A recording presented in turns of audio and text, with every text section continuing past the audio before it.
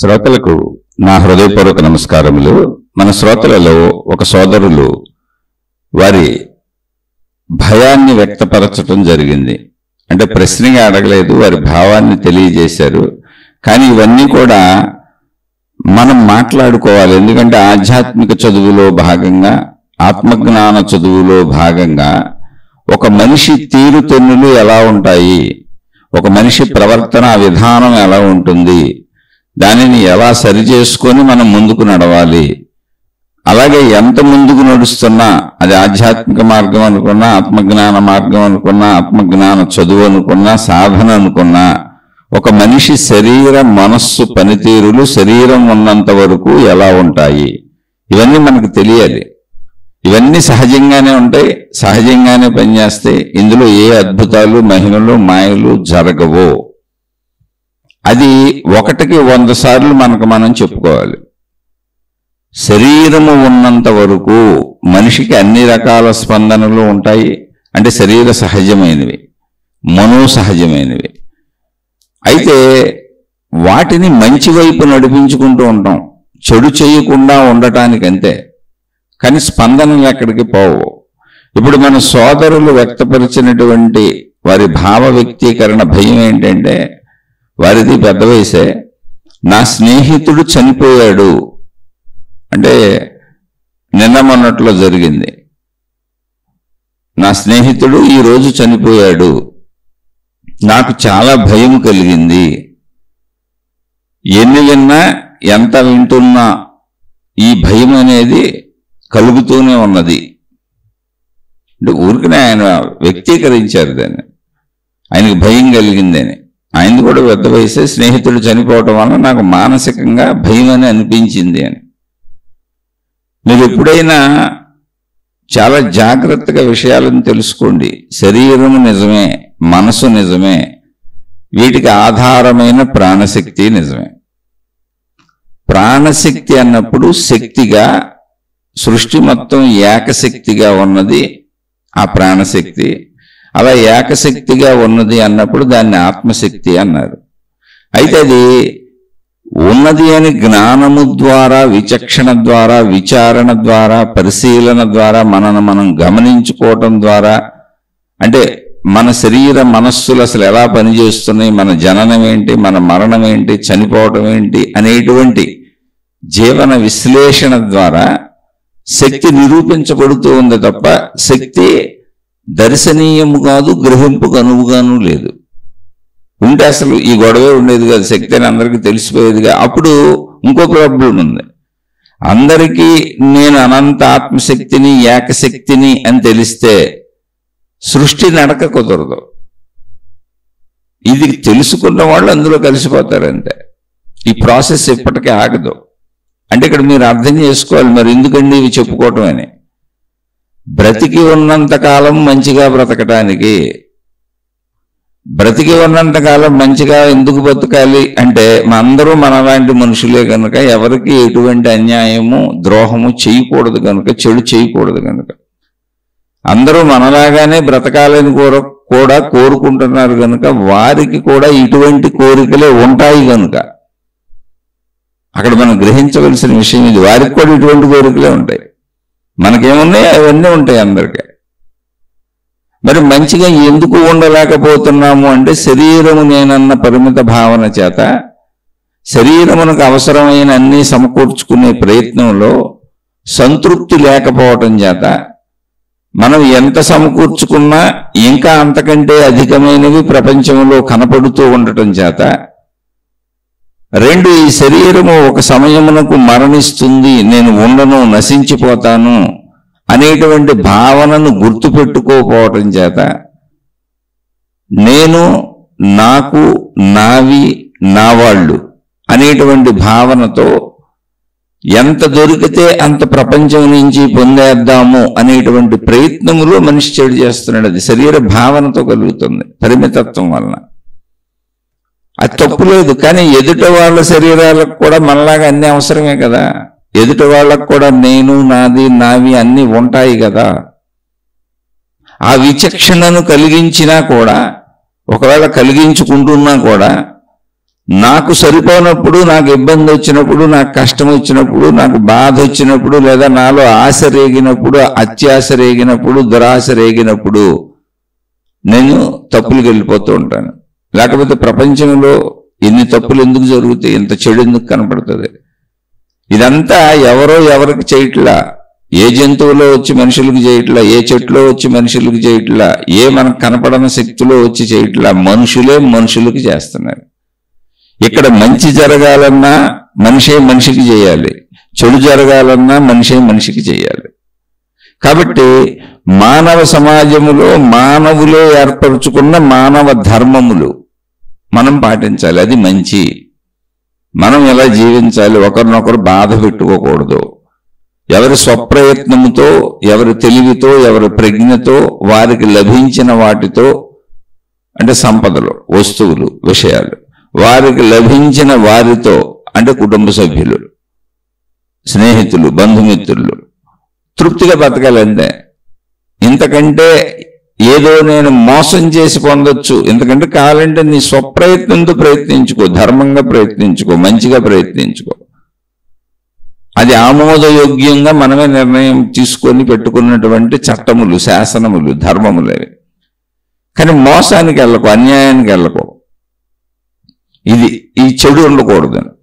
ఇంకొకటి ఏంటంటే, ఈ శరీర పరిమితత్వం వలన, అంటే ఈ శరీరమే నేననేటువంటి భావాన్ని గాఢంగా నమ్మటం వలన, నిజమని గాఢంగా అనుకోవటం వలన, ఇంతకంటే ఇక నేను లేను, ఈ శరీరంతోనే పుట్టాను, ఈ శరీరంతోనే పెరుగుతున్నాను, ఈ శరీర మరణంతో నశించిపోతాను అనేటువంటి భావన గాఢంగా ఉండటం వలన ప్రతి విషయానికి భయం ఏర్పడుతుంది.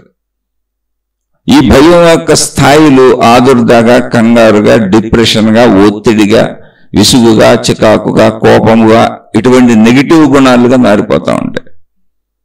ఒకటి చెడు గుణాలుగా మారుతూ ఉంటాయి, ఈర్ష్యాసూయ ద్వేషాలు, మోసాలు చేయటం, కుట్రలు. రెండు మన అంతర్గతముగా భయములుగా మారుతూ ఉంటాయి. కాబట్టి నేను శరీరం అనే భావన సత్యమే అయినా అది సంపూర్ణ సత్యము కాదు, అది జాగ్రత్త అవస్థ యొక్క సత్యము. జాగ్రత్త అవస్థ అంటే పూర్తి మెలకువలో మనసు శరీరములు కలిసి పనిచేస్తున్నప్పుడు శరీరము సత్యము.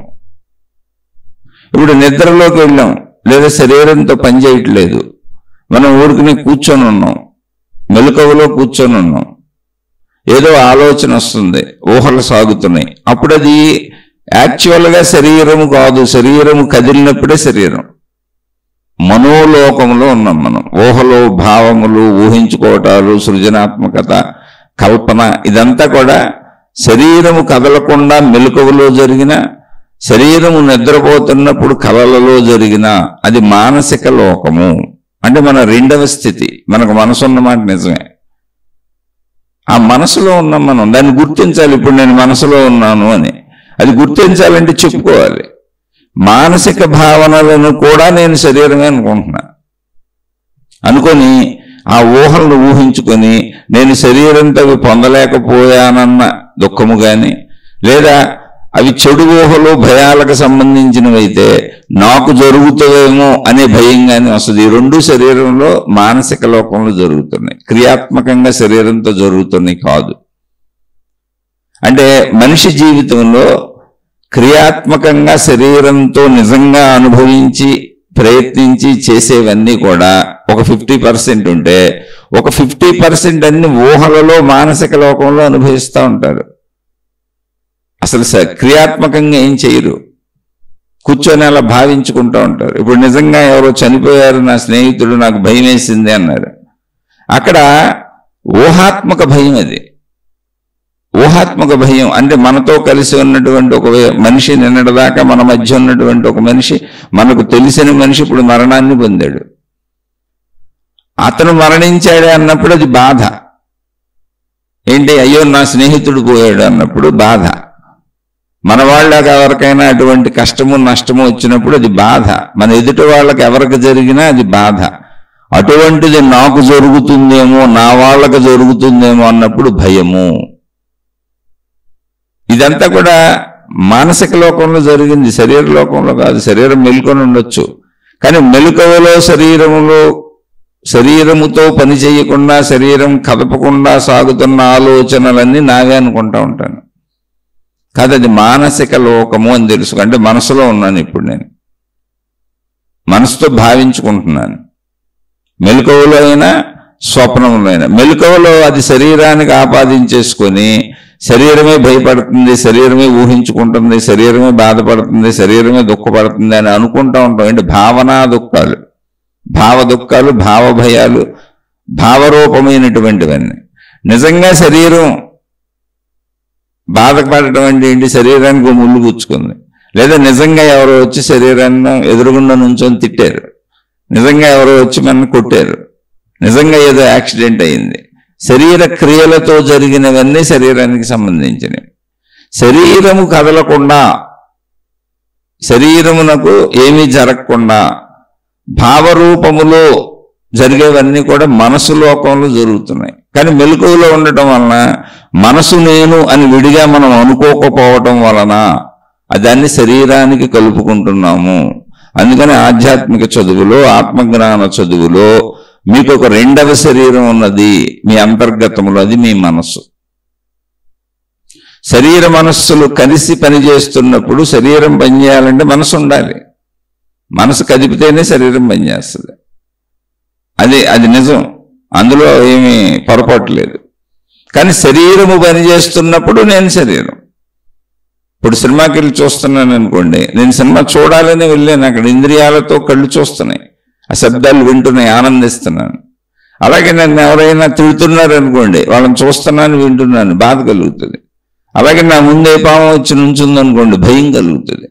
అది యథార్థముగా అక్కడ ఉన్న సంఘటన, అది శరీరములకు సంబంధించింది. ఊరికినే కూర్చొని ఊహించుకొని భయపడుతున్నాను అనుకోండి, అది మనోలోకంలో జరుగుతుంది. అక్కడ శరీర ప్రక్రియ లేదు. అంటే ఇంద్రియాలతో శరీరం ఏదైనా గ్రహించి బాధపడుతున్నప్పుడు కనుతో చూసి కానీ, చెవితో విని కానీ, ముక్కుతో వాసన చూసి కానీ, రుచి తెలుసుకొని కానీ, స్పర్శల ద్వారా కానీ సుఖదుఖములకు లోనవుతున్నప్పుడు శరీరంతోనే జరిగింది. అది మాటలతో కానీ, శరీరంతో ఏ కదలిక జరిగినా అది శరీరము, శరీర స్థితిలో అది. కానీ శరీరము లేకుండా జరిగినప్పుడు అది మనోస్థితిలో, నువ్వు మెలకువలో ఉన్నా కూడా మనస్సులో ఉన్నావు. అందుకని ముందు ప్రశాంతంగా ఎప్పుడైనా కాసేపు కూర్చొని నేను శరీరమును, నేను మనస్సును అనేది కూడా తెలుసుకోండి. అలా తెలుసుకోవాలంటే ఏం చేయక్కర్లేదు, శరీరాన్ని కదపకుండా కూర్చోండి, చక్కగా కళ్ళు తెరిచి కూర్చోండి, మీ ఆలోచనలు భావాలు అన్నీ గమనించుకుంటూ ఉండండి. లేదా కళ్ళు మూసి కూర్చోండి, మీ ఆలోచనలు భావాలు గమనించుకుంటూ ఉండండి. అది మనస్సు అంతే. మానసికంగా దాన్ని సూక్ష్మ శరీరము అని పిలిచారు. కొన్ని గ్రంథాల్లో దాన్ని లింగ శరీరం అని కూడా అంటారు. అయితే ఏదో ఇంకా అన్ని పేర్లు వద్దు, గజిబిజి వద్దు, అసలు విషయం అర్థమైతే చాలు. నేను మనస్సును కూడా, మరి మనసు ఎలా ఉందండి అని అడగబాకండి, అది శక్తి స్వరూపము. మనసు ప్రాణశక్తి యొక్క స్వరూపమే, ప్రాణశక్తే మనసు. కానీ మొత్తము ప్రాణశక్తి మనసు కాదు. మన శరీరముతో ప్రపంచము నుంచి గ్రహించినటువంటి విషయాలు ఏమున్నాయో అవి ప్రాణశక్తిలో ప్రింట్ అవుతున్నాయి. అంటే ప్రాణశక్తి గుర్తుపెట్టుకుంటుంది. ప్రింట్ అవటం అంటే అది విషయం మనకు తెలుసు కాబట్టి అలా చెబుతున్నాం. మనుషులకు ప్రింట్ అవటం అనే పద్ధతి తెలుసు. అవి ప్రాణశక్తిలో ఇమిడిపోతున్నాయి, ఉండిపోతున్నాయి. అవి గుర్తులుగా ఉన్నాయి. గుర్తుగా ఉండబట్టే 100 సంవత్సరాల జీవితం కంటిన్యూటీ సాగుతుంది. నేనెవరో నాకు తెలుస్తుంది, నా కుటుంబ సభ్యులు ఎవరో నాకు తెలుస్తుంది, నేను నిద్రపోయి లేచినా మళ్ళీ కంటిన్యూ జీవితాన్ని జీవిస్తూ ఉంటాను. ఇవన్నీ గుర్తు లేకపోతే అసలు కంటిన్యూ జీవితం జీవించడం కుదరదుగా. అందుకని అది సౌకర్యార్థమే ఉంది అది. కానీ నేను మనసును కూడా, శరీరము కదులుతున్నప్పుడు, మనోశరీరాల కలయికతో సాగుతున్నప్పుడు నేను మనస్సును, శరీరమును కూడా. శరీరము కదలనప్పుడు నేను మనస్సును. అసలు మనసు లేకుండా శరీరం కదిలే ప్రశ్నే లేదు. కాబట్టి మనోశరీరాల కలయికలో నేను శరీరాన్ని అనుకోండి, ఏం ప్రాబ్లం లేదు. కానీ శరీరము కదలనప్పుడు నేను మనసునని భావించుకోండి. అప్పుడు మీకు ఆ వేరియేషన్ తెలుస్తుంది. అరే ఇది మనసులో జరుగుతుంది, ఒట్టు ఊహ, ఒట్టు ఊహలకు నేనెందుకు భయపడటమని. అంటే నేను నాకు చేసుకునే సాధనే మీకు చెబుతున్నా. ఇందులో పోనీ ఏమన్నా అసత్యం ఉందా, ఇది కరెక్టా కాదా, మీరు కూర్చొని ఆలోచించుకోండి. ఆలోచించుకోకపోతే ఎలా తెలుస్తే విషయాలు? అసలు ఆలోచించుకోవడానికి ఇవన్నీ మనం మాట్లాడుకునేది. ఊరికనే మాట్లాడుకోవడం వల్ల ఉపయోగం ఏముంది? ఆలోచించుకోండి. మీరు ఏ పని చేయట్లేదు, కూర్చున్నారు, కానీ ఊహలు అనేకం నడుస్తున్నాయి. ఊహలతో మీరు సుఖపడచ్చు, బాధపడచ్చు, భయపడచ్చు, ధైర్యపడచ్చు. కానీ అది ఊహ, అంటే మనసులో సాగుతున్నది. ఇప్పుడు దాని పేరు గ్రంథాల్లో సూక్ష్మ శరీరం అనో లింగ శరీరం అనో బోల్డ్ పేర్లు పెడతారు. ఎవరికి తోచిన పేరు వాళ్ళు పెడతారు. ఒక్కొక్క కొత్త మా గురువు వచ్చి ఒక్కొక్క కొత్త పేరు పెడతాడు. అవి వదిలేయండి, విషయాన్ని అర్థం చేసుకోండి. అందుకే పేర్ల మాయలో పడకండి, సాధనల మాయలో పడకండి. మతాలు, మార్గాలు, విధానాలు, పద్ధతులు, గురువులు అనేక రకాలైనటువంటి విధానాలుగా దీన్ని చీల్చి చెండాడేస్తారు. ఎందుకని అంటే ఇది మేం చెప్పామని అనిపించుకోవడానికి, అంతే, ఏం లేదు అక్కడ. ఇది మా మతం చెప్పింది, ఇది మా గురువు చెప్పాడు, లేదా ఆ గురువు నేను చెప్పాను, లేదా మాతాజీ నేను కనుగొన్నాను అన్న కొత్త పేరు తగిలిస్తారు దానికి. ఏమీ లేదు, అది మన శరీరం, మన మనసు, దానికి ఎన్ని పేర్లు పెడితే ఏమైంది? అవునా కాదా మీరు తేల్చుకోండి కూర్చొని. తేల్చుకున్నాక నేను మనసుగా కూడా వ్యవహరిస్తున్నాను. ఊహంతా, సృజనాత్మకత అంతా, భావజాలం అంతా శరీరాన్ని కదుపుతున్నప్పుడు శరీరపరంగా జరుగుతుంది. అది నిజం, శరీరపరంగా ప్రపంచంలో నిజం. ఎందుకంటే అన్ని శరీరాలు కదులుతూ ఉంటాయి. ప్రపంచం ఎలా నిజం అంటే శరీరపరంగానే. మనోపరంగా అది నిజం కాదు, అది ఊహ. ఎందుకంటే ప్రపంచం శరీరపరంగా నిజం. ప్రపంచంలో జరిగేవన్నీ శరీరపరంగా జరుగుతాయి. మనోపరంగా వచ్చే ఊహలో అంటే ఎప్పుడో పావును చూసాం, ఇప్పుడు భయం వేస్తుంది. రియల్గా లేదుగా, ఎందుకు భయం? అనవసర భయం అని నీకు నువ్వు చెప్పుకో. ఎక్కడో ఎవరో చచ్చిపోయారు, చచ్చిపోతే బాధ ఉండొచ్చు, ఎందుకంటే మన ఎదుటి వాళ్ళు. కానీ అది నాకు జరుగుతుందేమో అనే భయం వాస్తవం కాదు. ఆ భయం అది వాస్తవం కాదు, అవాస్తవం. నాకు అప్లై చేసి ఊహించుకుంటున్నాను. కొంతమంది జబ్బులు చెబుతారు, ఎవరెవరియో జబ్బులు చెబుతూ ఉంటారు, లేదా వింటూ ఉంటారు, లేదా యూట్యూబ్లు, సోషల్ మీడియాలో రకరకాల అన్ని సిమ్టమ్స్ అవి వినేస్తుంటారు, భయపడిపోతుంటారు. ఈ సిమ్టమ్స్ అన్ని నాకు ఉన్నాయేమో, ఈ జబ్బులు నాకు వచ్చేస్తాయేమో, ఏది వింటే అది నాకు వస్తుందేమో అని భయపడుతూ ఉంటారు. అది మనస్సు. మీరు మానసిక బలహీనతలో ఉన్నారు. ఇప్పుడు మనోబలాన్ని పెంచుకోండి. ఏంటి పెంచుకోవటం? అసలు అది జరగదు కదా, శరీరంతో కదా జరిగేది, మనసులో ఊహ నిజం కాదు కదా. మొన్న కనబడిన పాము ఇవాళ గుర్తొచ్చి భయపడటంలో వాస్తవికత లేదు కదా. అయితే తెలియక మనసు చెప్పిన ప్రతిదానికి కదలటం, మనసు చెబితేనే కదలటం, మనసు ఆపితే ఆగిపోవటం శరీరానికి అలవాటు కనుక మనసు పాత దానిని గుర్తు చేసుకున్నా కూడా శరీరం అలా కనిపిస్తుంది. ఇప్పుడు నిజం పాము ఉంటే భయపడాలి, అది శరీర ధర్మం. మనసు ఇప్పుడు నిజం పాముని కళ్ళు చూసింది గ్రహించినప్పుడు భయం కలుగుతుంది. కానీ అదే దృశ్యాన్ని మనసు మళ్ళీ తయారు చేసింది, ఇప్పుడు భయపడుతుంది శరీరం. అది లేదు కదా అక్కడ, అది అనవసర భయం కదా, వేస్ట్ భయం కదా, లేని సృజనది. అందుకని ఆ వేరియేషన్ తెలుసుకోండి. తెలుసుకోవాలంటే మీ మనసును మీరు పరిశీలించుకోండి. అనుమానాలు, అపార్థాలు ఇవన్నీ మనసుల్లో జరిగేవే. వీటికి ఎన్ని ఉదాహరణ కథలు కావాలంటే ఎన్నైనా చెప్పుకోవచ్చు. విషయం అది కాదు, మీరు పరిశీలించుకోండి కూర్చొని. చాలా మందికి భర్తల మీద అనుమానం ఉంటుంది, చాలా మందికి భార్యల మీద అనుమానం ఉంటుంది, చాలా మందికి పిల్లల మీద అనుమానం ఉంటుంది, చాలా మంది పిల్లలకు తల్లిదండ్రుల మీద అనుమానం ఉంటుంది, స్నేహితులకు ఒకళ్ళ మీద ఒకళ్ళకి అనుమానం ఉంటుంది. అనుమానాలు ఉంటాయి, అవి అనేక రకాలుగా ఉండొచ్చు. వీళ్ళు డబ్బు పరంగా మోసం చేస్తున్నారా? భార్యాభర్తలకు ఎక్కువగా శారీరక పరమైనటువంటి విషయాలలో ఉంటుంది. ఎందుకంటే వాళ్ళకున్న సంబంధాలను బట్టి అనుమానాలు ఉంటాయి. అనుమానం లేని మనిషి ఉండడు, స్థాయి తేడా ఉంటుంది అంతే. కానీ అనుమానం అనేది దేని లక్షణం? మనసు లక్షణం. రియల్గా నువ్వు చూస్తే స్పందించేస్తావు. అనుమానం అంటే నిరూపణ లేదు.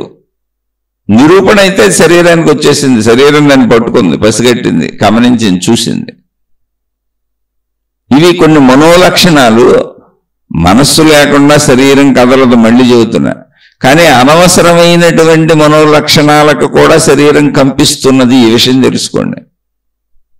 ఆ కంపన మనం శరీరం కంపించకూడదు అని మనకు తెలియాలి. అనవసరమైన వాటికంటే నేను మనసును కూడా అనేటువంటి విషయాన్ని తెలుసుకోవాలి. విడిగా ఇప్పుడు నేను మనసుని, శరీరాన్ని కదపకుండా మెలకువలో ఎరుకతో తెలిసి నిద్రపోవట్లేదు, కూర్చొని ఉన్నాను, కళ్ళు మూసుకున్నారు, కళ్ళు తెరిచారు, మీ ఇష్టం, ఆలోచనలు సాగుతున్నాయి.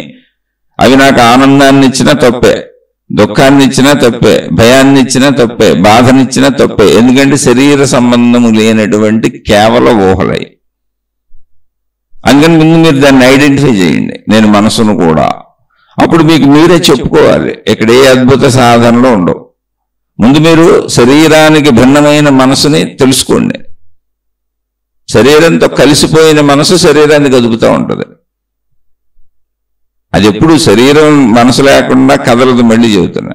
కానీ శరీరముతో కలవని మనసును కూడా చూడండి, అది కలవకుండా బోళ్ళు ఊహలు చేస్తుంది. ఆ ఊహలే మనం నిద్రపోయినప్పుడు స్వప్నావస్థలో కలలు అంటున్నాం. మెలకువలో ఉన్నప్పుడు అవి ఊహలు. ఊహలు నిజం కాదు. గాలిలో మేడలు కట్టద్దు అంటారు, పేక మేడలు కట్టద్దు అంటారు. ఇవన్నీ ఏంటి? మనసు చేసే పనులు. అటువంటి వాటికి లోనవ్వకుండా ఉండాలి. అందులోంచి ఆదుర్ద, అందులోంచి కంగారు, అందులోంచి భయం వచ్చేది. అసలు ప్రతి మనిషిలో ఒక ఆదుర్దాకి, కంగారుకి, భయానికి కారణం ఏంటంటే మనసు చేసేటువంటి ఊహలు. అందుకని విడిగా నేను మనసుని అని తెలుసుకోండి. మనసు శరీరంతో సంబంధం లేకుండా ఊహించే ఊహల వలన అసలు ఉపయోగమే లేదు. అవి ప్రపంచంలో నిజం కాదు, సృష్టిలో నిజం కాదు. సృష్టిలో అన్ని శరీరపరమైనవే నిజం. మానసిక కల్పనలు అసలు నిజమే కాదు. అందుకే చెబుతా ఉంటాను, మతములు, దేవుళ్ళు, దేవతలు, విధానములు, పద్ధతులు ఇవన్నీ కూడా మనోకల్పితములు. అందుకని ఏ మతాన్ని ఆరాధించే వారికి ఆ మతపు దేవుడు కనపడతాడు. ఏ గురువును అనుసరించే వారికి ఆ గురువే కళల్లోకి వస్తుంటాడు, ఆ దేవుడే కళల్లోకి వస్తుంటాడు. అక్కడే అద్భుతాలు జరిగినాయని చెబుతూ ఉంటారు. ఎందుకంటే అది వాళ్ళ మనోలోకం, భావనాలోకం, ఊహాలోకం, కల్పనాత్మక లోకం. ఒక భయాన్ని భావించుకున్నట్టుగా ఇవన్నీ కూడా భావించుకుంటూ ఉంటుంది మనసు. అందుకని మనసు యొక్క మాయాజాలాన్ని తెలుసుకోండి.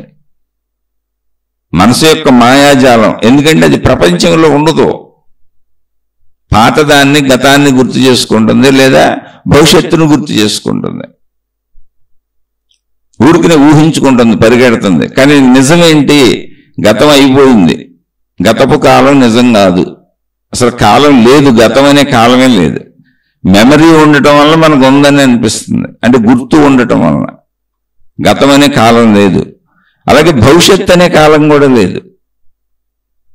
శరీరం ఉండటం వలన రేపు అనేది వస్తుందని భావించుకోవటం వలన అది భావనా కాలం, నిజంగా లేదు. నిజంగా ఉన్నది ఒకటే కాలం, ఇప్పుడు కాలం ఒకటే. ఏంటది? వర్తమానము, ప్రజెంట్, ఇప్పుడు. ఎప్పుడు ఉన్న కాలం ఒకటి. కాలానికి భూత భవిష్యత్ వర్తమానాలు లేవు. మనిషి మనసు చేస్తున్న మాయాజాలానికి భూత భవిష్యత్ వర్తమాన కాలాలు ఉన్నాయి. ఊహకున్నాయి, ఊహలో ఉన్నాయి, నిజంలో లేవు. నిజంలో ఎప్పుడు ఒక్క కాలమే ఉంది, ఇప్పుడు. అయితే నాకు నిన్నటి రోజు గుర్తుంది కనుక, ఇలాంటి రోజులు అనేకం గడిచినాయి కనుక భవిష్యత్తు కూడా రేపు ఒక రోజు వస్తుంది అని నేను భావించుకుంటూ ఉంటాను. ఇది ఊహ. ఊహ నిజం కాదండి అని మీరు అనొచ్చు. రేపు ఇవాళ ఎలా వచ్చేస్తుందండి? రాదు కదా. ఊహ అబద్ధమే. నిన్న ఇవాళ ఎలా అయిపోద్దండి? నిన్న చచ్చిపోయింది కదా. చచ్చిపోయిన శవాన్ని ఏం చేసుకుంటాం? పూజ చేయటమో కాల్ చేయటమో చేయాలిగా. కాబట్టి గతాన్ని, భవిష్యత్తుని గుర్తుపెట్టుకోవటం వల్ల కాలం ఉందనుకుంటున్నాం. కాలం లేదు. కాలం ఎప్పుడు ఒక్కలానే ఉంది, వర్తమానం అంతే. ఈరోజే ఉంది. అయితే నిన్న, రేపు, ఈరోజు వాడుకలో మనకు అలవాటు కనుక వాడుక భాషలో మాట్లాడుకోవచ్చు, తప్పులేదు. కానీ దాన్ని మానవపరంగా నిజంగా తీసుకొని గతాన్ని ఇవాళలోకి తెచ్చుకొని భవిష్యత్తుని ఇవాళలోకి తెచ్చుకొని ఊహించుకు భయపడేది మనసు.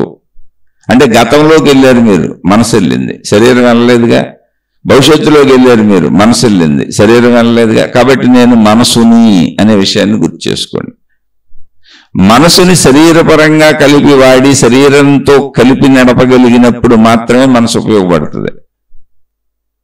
మనసుని శరీర పరిధికి తీసుకొచ్చి శరీరంతో కలిపి నడిపితేనే మనసు ఉపయోగం. ఎందుకంటే ఈ సృష్టి మొత్తం శరీర నిజం. అన్ని శరీరాలు ఉంటాయి ఇక్కడ. పదార్థములు, విషయాలు, వస్తువులు, దృశ్యములు, శబ్దములు అన్ని పరిమితత్వంలో శరీరములు. మనోపరంగా ఇక్కడ ఏం నిజాలు ఉండవు. గతంలోకి వెళ్తే శరీరం గతంలోకి, నిన్నటిలోకి వెళ్ళలేదు, మనసు వెళ్తుంది. భవిష్యత్తులోకి శరీరం వెళ్ళలేదు, మనసు వెళ్తుంది. కాబట్టి నేను మనసుగా గతము భవిష్యత్తులు పట్టుకొని వేలాడుతున్నాను, తిరుగుతున్నాను, వర్తమానాన్ని పాడు చేసుకుంటున్నాను. మనసు ఎప్పుడు కూడా ప్రస్తుతాన్ని చంపేస్తుంది. ఎందుకంటే అది గతంతో నింపేస్తుంది, భవిష్యత్తుతో నింపేస్తుంది. అందుకని మనసును గుర్తిస్తే గతంలోకి వెళ్ళినా భవిష్యత్తులోకి వెళ్ళినా వెళ్ళటం తప్పు కదా, దాని లక్షణం బ్రతకడానికి అనువుగా గుర్తు చేయొచ్చు. కానీ అక్కడ కలిగే బాధలు, భయాలు, భావాలు, సుఖాలు, దుఃఖాలు, ఆనందాలు ఏదైనా కానీ అది నేను కాదు అని మీరు హాయిగా ఉండొచ్చు. అయితే మీరు మీకు చెప్పుకోగలిగిన సామర్థ్యం మీకు రావాలిగా, మనసు గురించి తెలియాలిగా. నేను మనసును కూడా శరీరమునకు భిన్నముగా, నేను మనసును కూడా అని మీరు శరీరమునకు భిన్నముగా తెలుసుకోవాలిగా. అప్పుడు కదా ఈ ఊహలో ఈ అబద్ధాలు ఈ నిజం కాదని చెప్పుకోగలుగుతారు. మీకు మీరే చెప్పుకోవాలి. అందుకని మీ గురించి మీరు సంపూర్ణంగా తెలుసుకోకపోతే ఎలా అసలు జీవించటం? ఏదో జీవించుకెళ్ళిపోతుందని నాకు అర్థమైపోయింది అంతా అనుకుంటే ఎలా? అన్నింటినీ శరీరానికి కలిపేసుకొని, ఆ గతాన్ని శరీరానికి కలిపేసుకొని, భవిష్యత్తుని శరీరానికి కలిపేసుకొని, ఊహలన్నీ శరీరానికి కలిపేసుకొని అవన్నీ నిజమనుకొని మతములు, మార్గములు, దేవుళ్ళు, దేవతలు, గురువులు, మాతాజీలు, విధానములన్నీ కూడా దీంట్లో మనోలోకంలో సాగేవే. అక్కడ ఒరిజినల్గా ఏమి ఉండదు. శరీర లోకంలో నీకు ఏ దేవుడు కనపడ్డావు. ఇంకా మేము దీనికి భిన్నమని చెప్పడానికి శరీరానికి డ్రెస్సులు మారుస్తున్నారు.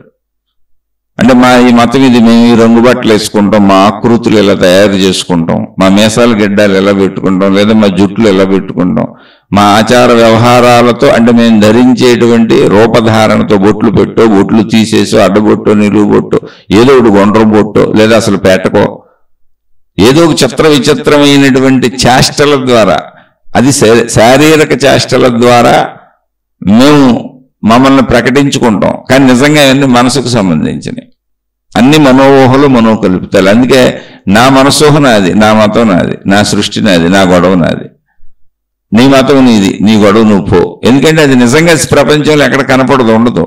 నిజంగా దేవుడు ఎక్కడ ప్రపంచంలో కనపడడు, ఉండడు. ఒక చెట్టులో, ఒక మనిషిలో, ఒక గొట్టలో, ఒక సముద్రంలో ఉండడు. అది మనసుకు సంబంధించింది. సాధనలు కూడా అంతే. ఇందులో నిజమైన సాధన ఏది అనేది అసలు ఏది లేదు. నీ గురించి నీకు తెలియటమే నిజం. సాధనతో ఎందుకు పనే ఉంది అసలు? నీ గురించి నీకు తెలియటం కోసమే ఎవరు ఎక్కడ ఏది ఏర్పాటు చేసుకున్నా. నీ గురించి నువ్వు తెలుసుకో. శరీరమునకు భిన్నముగా నువ్వు మనసుకు కూడా అన్నప్పుడు శరీరముతో సంబంధం లేకుండా మనసు చేసేటువంటి పనికిరాని ఊహలు నాకు అవసరం లేదని నువ్వే చెప్పుకోవచ్చు. అంటే అందులో పనికొచ్చేవి కూడా ఉంటాయి. వాటిని గమనించాలి. భయపెట్టేవి, బాధ పెట్టేవి, దుఃఖ పెట్టేవి, ఇవి ఇప్పుడు అవసరం లేదు. అనవసరంగా మనసు కదిలిపోతుంది అంతే. అది మనసుకు సంబంధించింది. రియల్గా ప్రపంచంలో అది లేదు, శరీర ప్రపంచంలో అసలు లేదు, ఉండదు అనేటువంటి నిర్ధారణ మీకు వస్తే విచక్షణా జ్ఞానం పెరుగుతుంది. అప్పుడు ఈ భయాలు, బాధలు, ఆదుర్దాలు తగ్గుతాయి. అందుకని మీరు విడిగా కూర్చోండి, శరీరాన్ని కదపకుండా మనసుతో కూర్చోండి. మనో లక్షణాలు చూడండి, మనో మాయాజాలం చూడండి.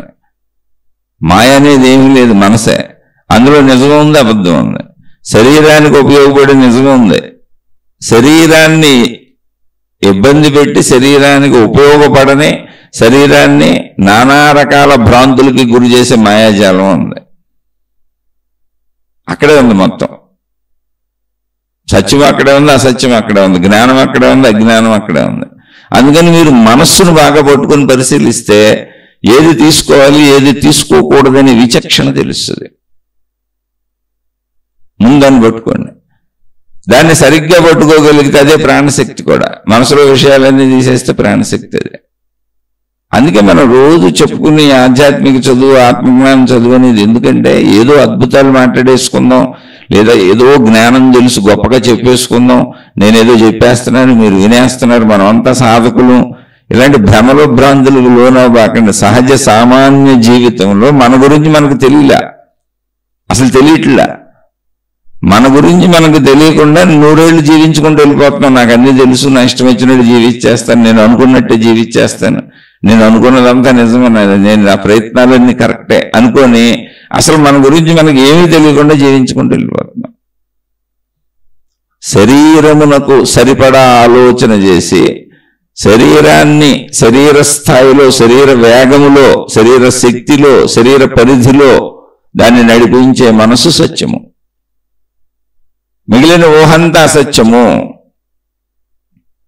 అది మనోలోకము. అందులో ప్రాపంచిక లోకానికి శరీర లోకానికి ఎదురుగా కనపడుతున్న మొత్తం విశ్వంలో మనం బతకడానికి ఉపయోగపడే జ్ఞానం అందులోనే ఉంది. ఉపయోగపడకుండా మన ఇబ్బంది పెట్టి భ్రమలకు లోను చేసే అజ్ఞానము అందులోనే ఉంది. అక్కడ విడదీయాలి. హంసలో పాలు నీళ్లు వేరు చేసి తాగుతాయి అంటారు, ఊరిని చెప్తారు, దానికి ఎక్కడ ఆధారత లేదనుకోండి. విషయానికి చెబుతున్నా, పాలు నీళ్లు కలిసిపోతే వేరు చేయటం కుదరదు. హంసలనేవి వేరు చేస్తాయని అటువంటి విధానంలో మహాత్ములు కొందరు పరమహంసలు అని వేరు పెట్టుకున్నారు. అంటే హంస గుర్తుగానే, అంతేం లేదు. అంటే పరమహంస అన్నప్పుడు మేము ఆ పరమతత్వం వైపు వెళ్తున్నాము, సత్యాన్ని తెలుసుకుందామని ఆత్మతత్వం వైపు సాగుతున్నాము.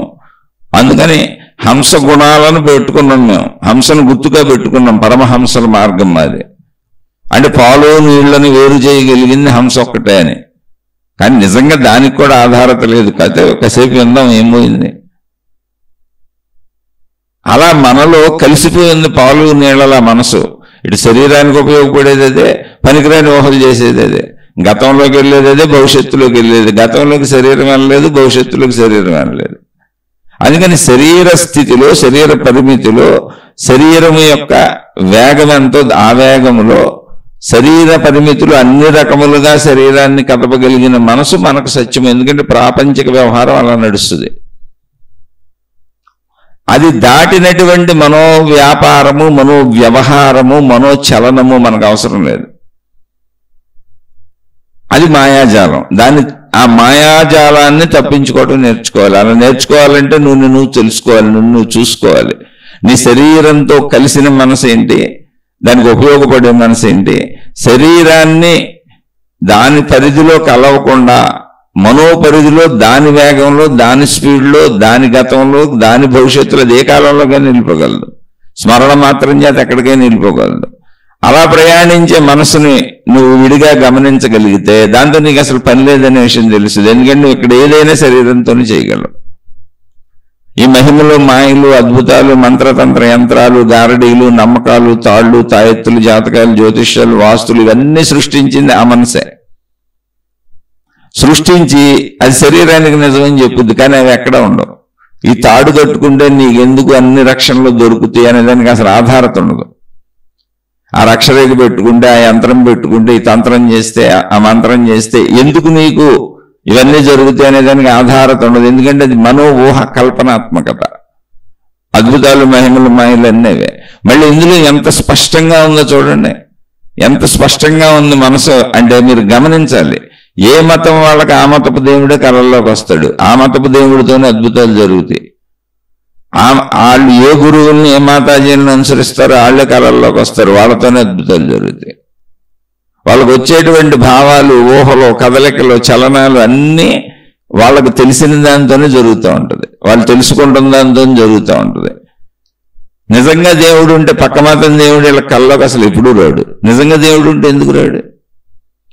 ఇప్పుడు మనం రోడ్డు మీద వెళ్తున్నాం, మనకు సంబంధము లేకపోయినా మన ఇంటికాడి నుంచి బయలుదేరి మన వృత్తి, వ్యాపార, ఉద్యోగాలకు ఏదో మన ప్రదేశానికి వెళ్ళే లోపల అసలు మనకు సంబంధం లేని ప్రపంచం, మనకు ఏమాత్రము సంబంధం లేని ప్రపంచం ఎంత కనపడుతుంది మనకి. అదంతా అబద్ధమని మనమేం అంటలేదు, నిజమే ఉంది అక్కడ. అలాంటప్పుడు ఇన్ని మతాలు ఉండి, ఇంతమంది దేవుళ్ళు ఉండి, ఇంతమంది గురువులు ఉండి, ఇంతమంది మాతాజీలు ఉండి, ఇన్ని రకాల సాధనా పద్ధతులు చెబుతూ అనేక రకాల ప్రచారాలు జరుగుతుంటే అవన్నీ నిజమైతే మీరు వాళ్ళు రాడేంటి కళల్లోకి? ఆ దేవుడు వచ్చి చెప్పడేంటి? పక్క మత దేవుడు రాడేంటి? మీరు కొట్టుకోబాకండి అని చెప్పడేంటి? దేవుళ్ళందరూ ఒకటేని చెప్పడేంటి? అసలు బతుకున్నటువంటి శరీరంతో మత పెద్దలుగా ఉండి, మార్గ పెద్దలుగా ఉండి, గురువులుగా చలామణి అవుతూ, మాతాజీలుగా చలామణి అవుతూ, రకరకాల పేర్లు పెట్టుకొని ప్రజలు నడిపించే వీళ్ళు చెప్పరేంటి అన్నీ ఒకటేనే? మన మార్గమే కరెక్ట్ అని చెబుతారేంటి? ఎందుకంటే మనోమాయలో చిక్కుకుపోయావు. అది ఎక్కడైనా అంతే. చావులు చూస్తే ఆ చావు నాకు వస్తుందేమో, నా వాళ్ళకి వస్తుందేమో అనుకుంటుంది. ఎక్కడైనా అనారోగ్యాలు వింటే నాకు వస్తుందేమో అనుకుంటుంది. ఎక్కడైనా ఆర్థికపరమైన నష్టాలు జరిగితే నాకు వస్తుందేమో అంటుంది. ఎందుకని నాకేం రాలా ఊహించుకుంటూ ఉంటుంది కూర్చొని. అందుకని మనోమాయాజాలాన్ని తెలుసుకోండి. అలా తెలుసుకోవాలి అంటే, అలానే మనసు పూర్తి మాయాజాలం అంటే శరీరాన్ని కదిపే సత్యం అదే. ప్రాపంచికపరమైన శరీరాన్ని కదిపే సత్యం అదే.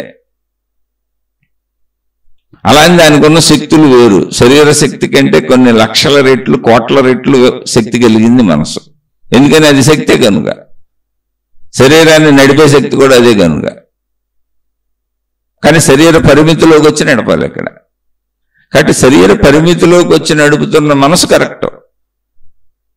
శరీరానికి భిన్నంగా నడుస్తున్న మనసు అసత్యము. ఎందుకని? మనం జీవిస్తున్నది శరీర లోకంలో, మనోలోకం లేదు ఇక్కడ. దానివల్ల ఉపయోగం లేదు అసలు. కాబట్టి మనోలోకాన్ని మొత్తం భ్రాంతిగా, మాయగా మనం దాన్ని కొట్టేయగలగాలి. అది మాయ అంటే. భ్రాంతి అంటే అది, భ్రమ అంటే అది. అందుకని మనసుని విడిగా కూడా మనం తెలుసుకోగలగాలి. కాబట్టి మీరు కూర్చొని మీరు సాధన చేయాలి. ఇప్పుడు ఈ సాధన ఏంటి? ప్రాణశక్తి సాధన, ఆత్మశక్తి సాధన, ఉనికి సాధన, ఎరుక సాధన కాదు, మనో సాధన. శరీరానికి భిన్నముగా నేను మనస్సుని అని ముందు స్థిరపరుచుకోండి. మనసును మొత్తం గమనించండి. శరీరంతో కలిసి శరీర పరిమితిలో పనిచేసే మనసు ఏంటి? శరీరంతో కలవకుండా భిన్నంగా పనిచేసే మనసు ఏంటి? అది ఊహాత్మక మనసు. లేనిపోయినవన్నీ చెబుతూ ఉంటుంది. చెప్పాక అసలు గతంలోకి వెళ్ళింది. గతంలోకి శరీరం వెళ్ళలేదు కదా, మరి ఎందుకు? గతం అయిపోయిందిగా. గతంలో చాలా తప్పులు జరిగిపోయినాయి, చాలా ఒప్పులు జరిగిపోయినాయి, చాలా మంచులు జరిగిపోయినాయి. ఎందుకు? ఇప్పుడు చాలా మంది గతంలో విషయాలను తవ్వుకొని ఇంట్లో ఘర్షణలు పడతా ఉంటారు. నువ్వు అప్పుడు అలా చేసావు, ఇప్పుడు ఎలా చేసావు అని మాట వచ్చేటప్పుడు గతంలోకి వెళ్ళిపోతారు. చేసినవన్నీ చెబుతూ ఉంటారు. అప్పుడు అలా అన్నావు, ఇప్పుడు ఎలా అన్నావు. లేదా గతంలో ఎన్ని సాయాలు పొందావు, కృతజ్ఞత లేదా అంటారు. అది ఎక్కడ చచ్చింది? చచ్చిపోయిందిగా గతం. అది మనోమాయాజాలము. అయితే అది దేనికి మనోమాయాజాలము? శరీరానికి. శరీరపరంగా అది మనోమాయాజాలం. ఎందుకంటే మనం జీవిస్తున్న లోకం శరీర లోకం. శరీరపరంగా నిజం, శరీర పరిమితులతో కూడిన లోకం ఇది. అందరూ మనలాంటి వాళ్ళే ఉంటారు. అన్నింటికీ ఇక్కడ పరిమితత్వం ఉంటుంది. కాబట్టి శరీరపరంగా అది సత్యం. ఇక్కడ జీవించాలి మనం నిండు నూరేళ్ళు. కానీ మనోపరంగా మనకు అక్కర్లా, భ్రాంతులు అక్కర్లా, గతం అక్కర్లా, భవిష్యత్తు అక్కర్లా, ఊహలు అక్కర్లా. ఎందుకు అవన్నీ ఏం చేస్తాం? శరీరంతో కలిపి కావాలి. శరీరంతో కలిపి అంటే అది ఎప్పుడు ప్రస్తుతంలోనే ఉండాలి. శరీరం ఎప్పుడు ప్రస్తుతంలోనే ఉండగలదు. ఒక గంట ముందుకి శరీరం వెళ్ళలేదు, ఒక గంట వెనక్కి శరీరం వెళ్ళలేదు, నిన్నటిలోకి శరీరం వెళ్ళలేదు, రేపటిలోకి శరీరం వెళ్ళలేదు. గతంలో చేసేసిన పనులను ఇప్పుడు వెనక్కి వెళ్ళి శరీరం మార్పులు చేసుకోలేదు. భవిష్యత్తులోకి వెళ్ళి ఊహలన్నీ చేసేయలేదు. ఎప్పుడు ఇప్పుడు ఏం చేయగలను? ఇప్పుడు నేను మాట్లాడగలను, మాట్లాడుతున్నా, మీరు వినగలరు, వింటున్నారు. ఇంతే. ఇది సత్యము. ఇప్పుడు ఈ నిమిషం సత్యం, నేను మాట్లాడుతున్నా, మీరు వింటున్నారు. సత్యం ఇంతే. అందుకని విడిగా కూర్చొని ఇప్పుడు మనోసాధన చేయండి. మనస్సును పట్టుకోండి. శరీరంతో కలిసి పరిమితత్వంతో నడిచే మనసేంటి? శరీరంతో కలవకుండా దాని విస్తృతిలో సాగిపోయే మనసేంటి? మనసు యొక్క విస్తృతిని తెలుసుకోండి. అయితే అది తప్పు కాదు, దానికి అంత శక్తి ఉంది. ఎందుకంటే అది ప్రాణశక్తి స్వరూపం కనుక, అదే మనసుగా ఉంది కనుక. కానీ అది ప్రాపంచిక శరీర పరిధిలో పని చెయ్యదు. అసలు అది వేస్ట్, దానివల్ల ఉపయోగం లేదు. అది అందుకే అది భ్రమ, అది మాయ, అది మిథ్య. అది ఇక్కడ పనిచేయదు. వెనక్కి వెళ్ళలేం, ముందుకు వెళ్ళలేం. ఎందుకు? ఇంకా వెనక ముందు ఊగుతూ ఉంటుంది, ఉయ్యాలు ఊగుతూ ఉంటుంది. అది ప్రస్తుతంలో ఉండదు. ఒకసారి ఆలోచించి అలా ప్రశాంతంగా కూర్చొని మీరు మనోసాధన చేయండి. మనోసాధన అంటే ఏంటో కూడా ఇంతకు ముందు చెప్పాను. మనోసాధన అంటే ప్రశాంతంగా కూర్చోండి, మేల్కొని ఉండాలి. కళ్ళు తెరిచి ఉంటారా, ఎలా ఉంటారు మీ ఇష్టం. కానీ ఏ పని చేయకండి, టీవీలు చూడకండి, సెల్ ఫోన్లు వద్దు, ఎవరితో మాట్లాడకండి, ఏకాంతంగా కూర్చోండి. లేదా కళ్ళు మూసుకొని ధ్యానావస్థలో, ధ్యాన స్థితిలో కూర్చుంటారా, మీ ఇష్టం. కానీ విశ్రాంతిగా ఉండాలి, సుఖంగా ఉండాలి, హాయిగా ఉండాలి, ఇబ్బందిగా ఉండకూడదు. ధ్యాస లోపలికి వెళ్ళాలి. వెళ్ళినప్పుడు మనసుని గమనించండి, అంతే. జస్ట్ గమనిస్తూ ఉండండి. అందులో శరీర పరిమితిలో అది చేసే ఊహలేంటి అంటే శరీర పరిమితిలో ఉండాలి అది. ఇప్పుడు నేను సపోజ్ ఏదన్నా ఊరు వెళ్ళాలనుకోండి, మనసు ఏం చేస్తుంది? ఆ ఊరు వెళ్ళిపోద్ది. తెలిసిన ఊరు అయితే ఏదో ఒకటి ఊహించుకుంటుంది, ముందు పరిగెత్తేస్తుంది. అది ఆ సన్నాహాలు చేసేస్తుంది ఆ ఊరు వెళ్ళడానికి అవసరమైనవన్నీ. కానీ రియలిస్టిక్గా నేను ఊరు వెళ్ళాలనుకోండి, ఏం చేయాలి? ఆ ఊరు వెళ్ళడానికి అవసరమైనటువంటి విషయాలు స్టెప్ బై స్టెప్ తీసుకోవాలి. అలా స్టెప్ బై స్టెప్ జరిగేవన్నీ మనసు శరీరపరమైనటువంటి సహజ మనస్సు. కాదు, మనకంటే ముందు ఆ ఊరు వెళ్ళొచ్చేసింది అనుకోండి, లేదా ఊరు వెళ్తుంటే మన బస్సుకి యాక్సిడెంట్ చేసేసింది అనుకోండి, మనసు మన రైలుని పడగొట్టేసింది అనుకోండి, మన విమానం కూల్చేసింది అనుకోండి, అప్పుడు అది ఊహాత్మక మనసు. ఆ ఊరు వెళ్తే మనం చేయబోయే పని ఫలితాలు ముందే చెప్పేస్తుంది అనుకోండి, మనకు జరగబోయే లాభ నష్టాలు చెప్పేస్తుంది అనుకోండి, అది ఊహాత్మక మనసు. అది భవిష్యత్తులోకి వెళ్ళిపోతుంది, గతంలోకి వెళ్ళిపోతుంది. కాదు, శరీరంతో కలిసి సాగే మనసు కావాలి మనకి. ఇప్పుడు దానికి ఆ మనస్సును మీరు ముందు గమనించి, నేను మనస్సును కూడా అని అనుకుంటే, శరీరంతో కలిసి సాగే మనసుని గౌరవించి ఉంచుకుంటాం. శరీరంతో కలవకుండా ఊహాత్మకంగా సాగే మనసు ఏది ఉందో అది శరీరానికి మేలు చేసేదైతే ఉంచుకుంటాం. అంటే శరీర పరిధిలోనే కొంత ముందు ఊహించుకుంటుంది, ఊహించుకోవచ్చు, తప్పులేదు అది, కానీ పరిధి శరీర పరిధిలోనే.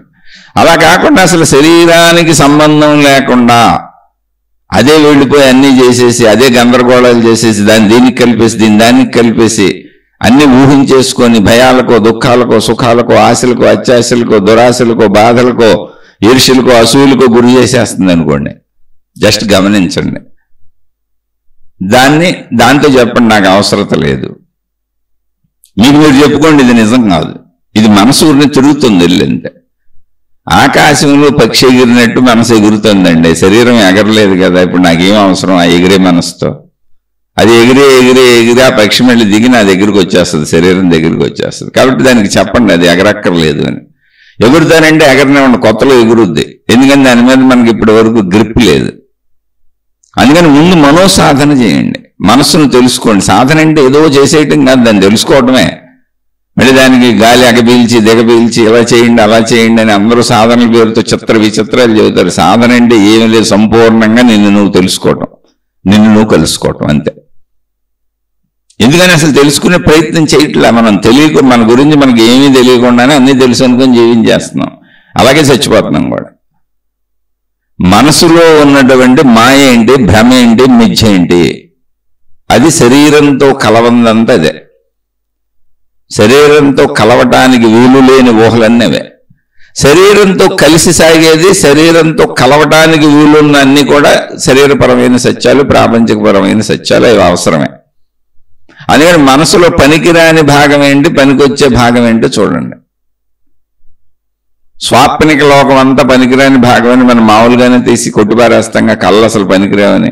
అయితే కళలకు కూడా శాస్త్రాలు రాసుకున్న ప్రబుద్ధులు, ఎలాంటి కళర్జన వచ్చింది నాకేమైపోద్దో అనుకునేటువంటి భయస్థులు, అవునవును కళలకు కూడా ఫలితాలు ఉన్నాయి బాబోయ్, కళలను జాగ్రత్తగా చూసుకోవాలని మనుషుల్ని భయపెట్టేటువంటి సమూహాలు తయారైనాక ఇంకా అది ఎవరి కర్మ వారిది. కర్మలవి. అటువంటి వాళ్ళని నమ్మటం మన కర్మ, అటువంటి మోసగాళ్ళు మోసగత్తులు తయారవటం మన కర్మ, అటువంటి వాటి మీద పుస్తకాలు రాయటం, అవి మనం కొనుక్కొని చదవటం ఇంకా మన కర్మ. ఎందుకంటే వాళ్ళందరూ కేవలం అటువంటి మన బలహీనతని పెంచి వాళ్ళు బ్రతుకు తెరుగు చేసుకుంటున్నారు, అంతకు మించి ఏం లేదు. కళ అబద్ధము, అది శరీరంతో కలవదు, శరీరంతో కలిసే ఊహలు నిజము. అందుకని మనసును విడదీసి చూసుకోండి, మనసును బాగా తెలుసుకోండి. ముందు మనోతపస్సు చేయండి. మనోతపస్సు అంటే ఏం లేదు, మళ్ళీ తపస్సు అంటే కొత్త పదాలు తీసుకోబాకండి. అందులో పనికొచ్చే అంశము పనికిరాని అంశము గుర్తుపట్టండి. మనసులో మాయ మీకు పనికిరాని అంశం శరీరంతో కలవదు, అది మాయ, మిథ్య, అది శరీరంతో కలవదు. ప్రాపంచిక లోకంలో అలా కుదరదు. పక్షిలో నేను గాలిలో ఎగరలేను, సింపుల్. నేను గతంలో వెనక్కి ఒక్క నిమిషం కూడా వెనక్కి వెళ్ళలేను, రోజుమాడి దేవుడు ఎరుగు. నిన్నటికి వెళ్ళలేను కాదు, ఒక్క నిమిషం వెనక్కి వెళ్ళలేను, శరీరం వెళ్దావు. ఓ నిమిషం ముందుకు కూడా వెళ్ళలేను, రేపటికి వెళ్ళటం కాదు, అది సత్యం. అలా శరీరమునకు సరిపోయే ఆలోచనలు చేస్తున్నప్పుడు మనసు కరెక్ట్. అది భవిష్యత్తు ఆలోచనలు కూడా చేయొచ్చు, ఎందుకంటే భవిష్యత్తు ఆలోచన చేయకుండా వెళ్తాం. ఇప్పుడు మన అబ్బాయి 10th క్లాస్ చదువుతున్నాడు, ఇంటర్మీడియట్ జాయిన్ అవ్వాలనుకోండి, ఏ స్కూల్లో జాయిన్ చేయాలి ఏంటి, వాడికి ఏ కోర్సులు ఇష్టమని వాడిని అడిగి మాట్లాడుకొని ఆ ప్రయత్నాలు చేయడం, ఇదంతా భవిష్యత్తు ప్రయత్నం చేస్తాం. అది శరీరపరంగా సహజం. కాలేజీకి వెళ్తాడు, చదువుకుంటాడు, ఏం శరీరపరమైన పనులు. అసలు ఇదేమీ జరగకుండానే అసలు మా అబ్బాయి కలెక్టర్ అయిపోతాడు, మా అబ్బాయి డాక్టర్ అయిపోతాడు, మా అమ్మాయి డాక్టర్ అయిపోద్దని ఎంతో మంది పిల్లల జీవితాలు నాశనం చేశారు. వాళ్ళు దేనికి పనికిరాని వాళ్ళు అయిపోయారు, డాక్టర్ల కింద అటెంప్టులు చేశారు కానీ సాధించలేకపోయారు, పాస్ అవ్వలేకపోయారు. అసలు కోర్సులోకి వెళ్ళలేకపోయారు, ఆ నీట్ ఎగ్జామ్స్ రాయలేకపోయారు. తర్వాత బీఫార్మసీలో చదువుకొని పనికిరాని ఇష్టం లేని చదువులు చదువుకున్నారు. ఎందుకంటే వాళ్ళ మైండ్ కెపాసిటీ అంతే. వెళ్ళి ఇప్పుడు చిన్న చిన్న కంపెనీల్లో పనిచేసుకుంటున్నారు. కానీ చిన్నప్పటి నుంచి మనసుతో మానసికంగా తల్లిదండ్రులు కానీ చుట్టూ ఉన్న ప్రపంచం కానీ వీళ్ళు కానీ మనో ఊహల్లో తేలియాడిపోయారు, డాక్టర్లు అయిపోయినట్టు. ఎంతమందో తెలుసిన కొంతమంది అసలు డిప్రెషన్కి వెళ్ళిపోయారు. ఎందుకు ఈ ఊహలో? వాస్తవంగా నీ తెలివేంటి, నీ ప్రెగ్నెంట్, నువ్వు ఎంత ఉన్నావు శరీరపరంగా, అదే చెప్పా మన పిల్లలైనా ఎవరైనా. అందుకని లేనిపోయిన ఫాల్స్ ప్రెస్టేజ్లు ఉంటాయి. ఫాల్స్ ప్రెస్టేజ్ క్రియేట్ చేసేది కూడా మనసే. మనకున్నదంటే మనం ఉంటాం.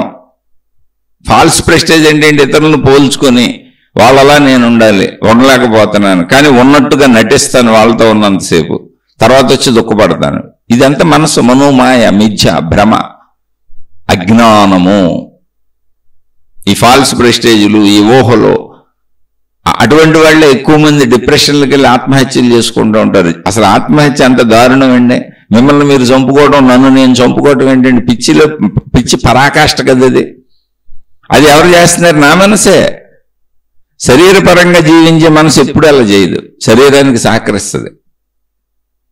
మనోపరంగా శరీరాన్ని కదుపుదాం అనుకుంటున్నారు మనుషులందరూ, అక్కడే ప్రాబ్లం వచ్చింది. మనోపరంగా శరీరాన్ని ఎవరో కలపలేరు, దాంతో కలిపి నడపలేరు.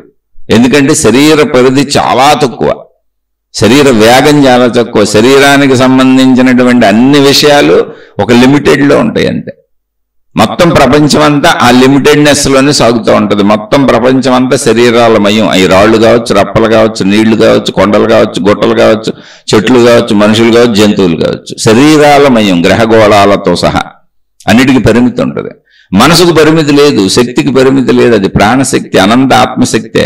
కానీ ఎక్కడ ఒక వ్యక్తిలో, ఒక జీవిలో వారు గ్రహించిన ఇంద్రియాలతో గ్రహించిన ప్రపంచం గుర్తుండటం వలన ఆ ప్రాణశక్తిలో అది మనసు అని పిలువబడుతుంది.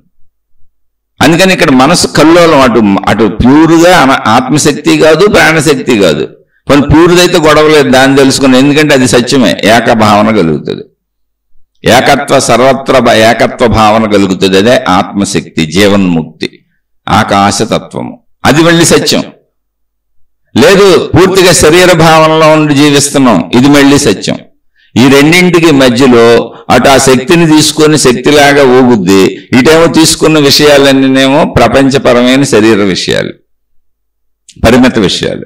పరిమిత విషయాలను పట్టుకొని అపరిమితంగా ప్రయాణిస్తుంది అది. అందుకని అది కల్పన. అది అటు నీకు సత్యలోకము అంటే ప్రాణశక్తి లోకము, ఆత్మశక్తి లోకము, ఆకాశతత్వంలోనూ ఉపయోగపడదు. ఎందుకంటే అక్కడ ఉండేది ఏకత్వ భావన, అసలు భిన్నత్వమే లేదు. కాబట్టి అక్కడ ఉపయోగపడదు. అందుకని అక్కడ మిథ్య, అక్కడ భ్రమ, అక్కడ పనికిరాదు ఆ మనసు. ఏది ఇలాంటి ఊహాత్మక మనసు.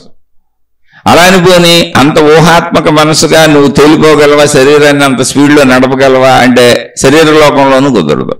ఇక్కడ శరీరంతో జీవించటం వాస్తవం, అక్కడ ప్రాణశక్తిగా జీవన్ముక్తున్నవటం, అంత ఆత్మశక్తి ఎరుకను, నా సంపూర్ణతను తెలుసుకోవటం వాస్తవం. ఈ రెండింటికి మధ్యలో మనసు ఉంది. రెండు నిజాలు, రెండు సత్యాలకు మధ్యలో మనసు ఉంది. అది ఈ సత్యంలోకి వస్తుంది, ఆ సత్యంలోకి వెళ్తుంది. దానికంటూ ఏ సత్యం లేదు. అందుకే అది మిథ్య. ఎటువైపు అయితే అటువైపు తీసుకుపోతుంది. కానీ ఆ మిథ్యా మాయ కరెక్ట్గా కావాలి మనకు. నువ్వు శరీర లోకంలో ఉంటే శరీరానికి అన్వయించుకో, ఆ మనసు కరెక్ట్. మిగిలిన మనసును వదిలేయటం నేర్చుకో. లేదు, అదే మనసు మళ్ళీ నిన్ను అనంత ఆత్మశక్తికి తీసుకెళ్లి కలిపేయగలదు. మన ఏవ మనుష్యానాం కారణం బంధమోక్షయో.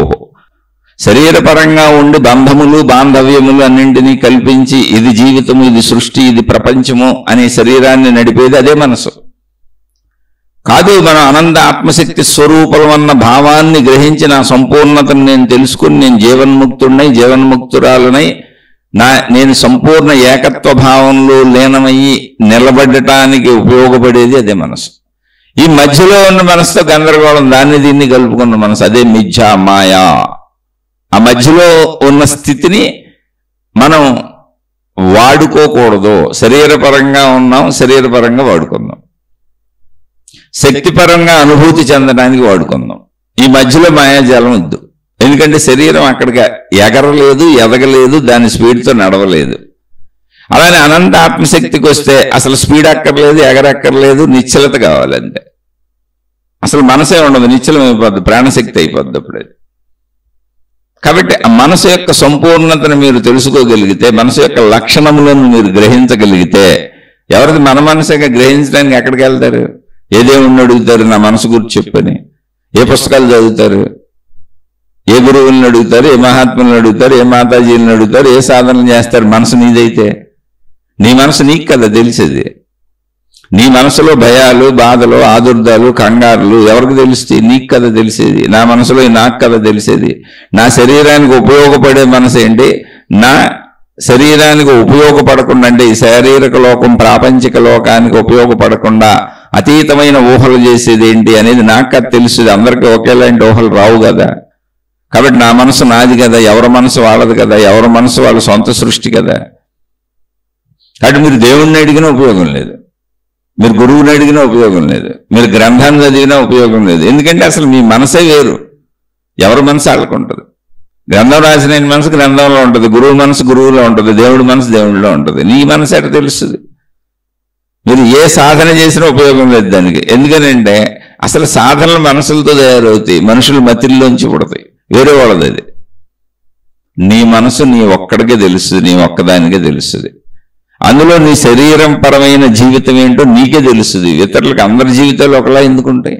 శరీరపరంగా జీవించే జీవితాలలో కూడా శరీర రూపురేఖలు వేరు, శరీర పద్ధతులు వేరు, శరీరానికి సంబంధించి బ్రతకడానికి నా కుటుంబ సభ్యులు వేరు, నీ కుటుంబ సభ్యులు వేరు, నా శరీర రూపురేఖలు వేరు, నీ శరీర రూపురేఖలు వేరు, నా కుటుంబ పరిస్థితులు జీవన పరిస్థితులు వేరు, నీ కుటుంబ పరిస్థితులు జీవన పరిస్థితులు వేరు. ఏ ఒక్కటి కలవదుగా అసలు.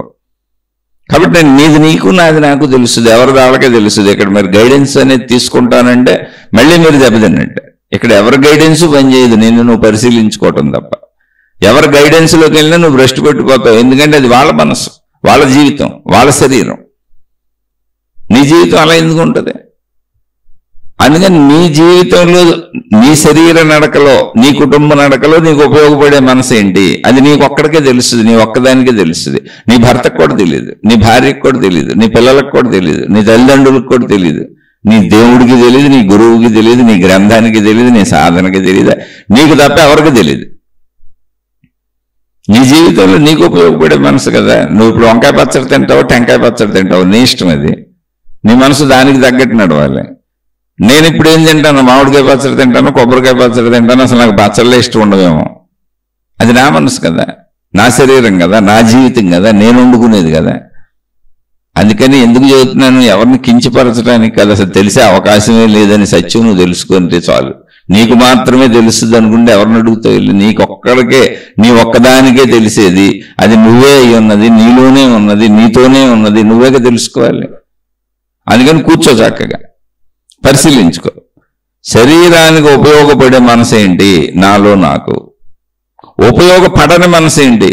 ఇప్పుడు ఒకవేళ ఎవరన్నా చెబితే, ఏ గురువో దేవుడో చెబితే అది అర్థమయ్యేదైతే దాన్ని అర్థం చేసేసుకొని నేనే మీకు చెప్పేసేవాడిని, శీర్షికలు చెప్పేవాడిని, అది కూడా చెప్పేసేవాడినిగా, ఇలా చేసేసేయండి అని. కుదరదు.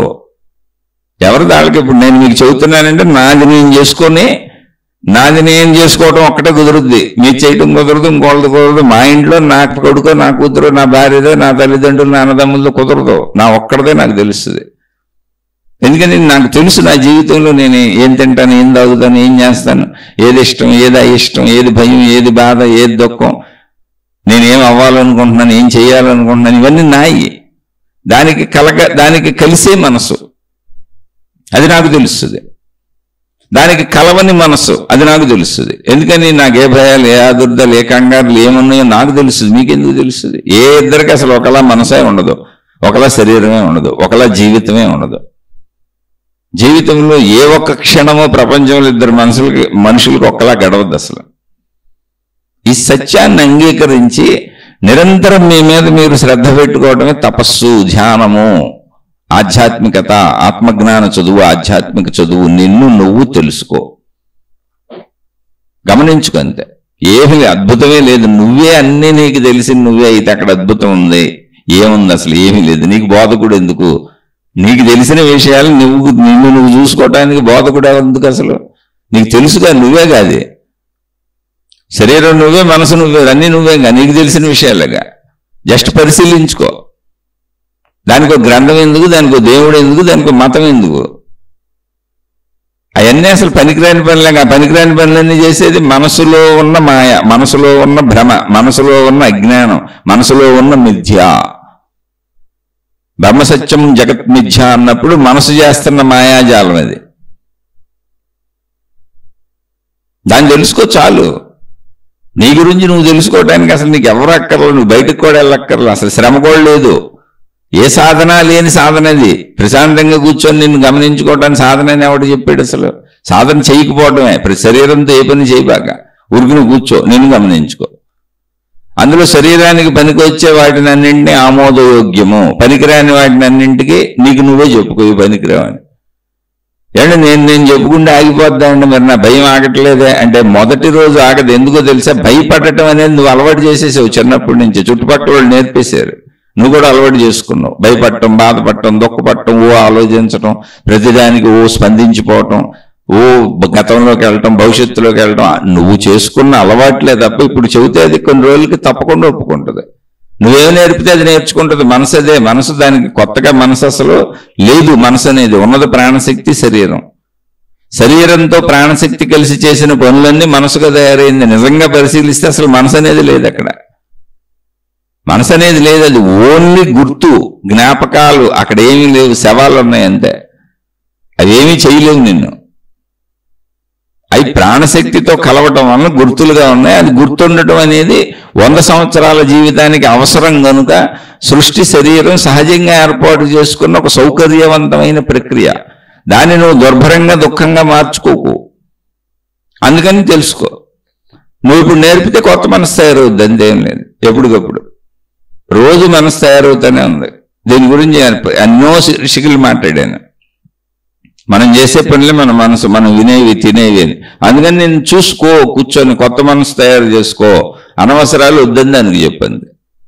ఇప్పుడు అనవసరంగా భయపడడం, అనవసరంగా ఆలోచించడం, అనవసరంగా చేయను, అనవసరంగా మాట్లాడడం, అనవసరం ఏదో గుర్తించు. ముందు అనవసరాలు గుర్తించు. అవసరాలు ఏంటి? శరీరపరమైనవి అవసరాలు, వాటిని గుర్తించు, అవి అవసరం ఉంచుకో. అనవసరాలను గుర్తించు.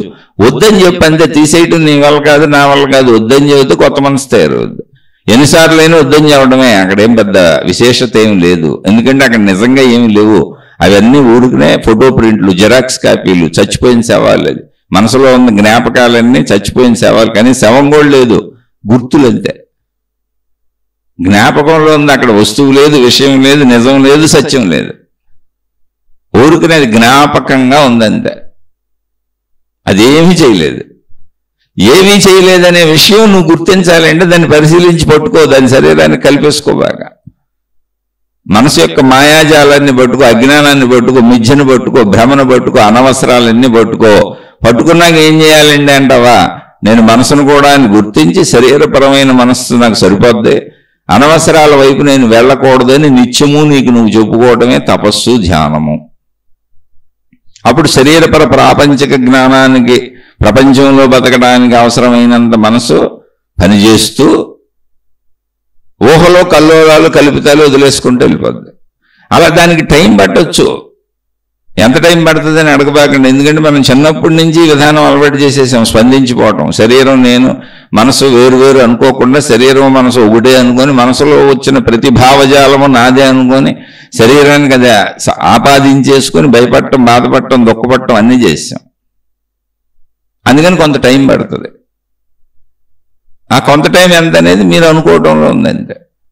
ముందు అసలు ఇమీడియట్గా మీరు అసలు భయపడక్కర్లా, బాధపడక్కర్లా, దుఃఖపడక్కర్లా, ఏడవక్కర్లా.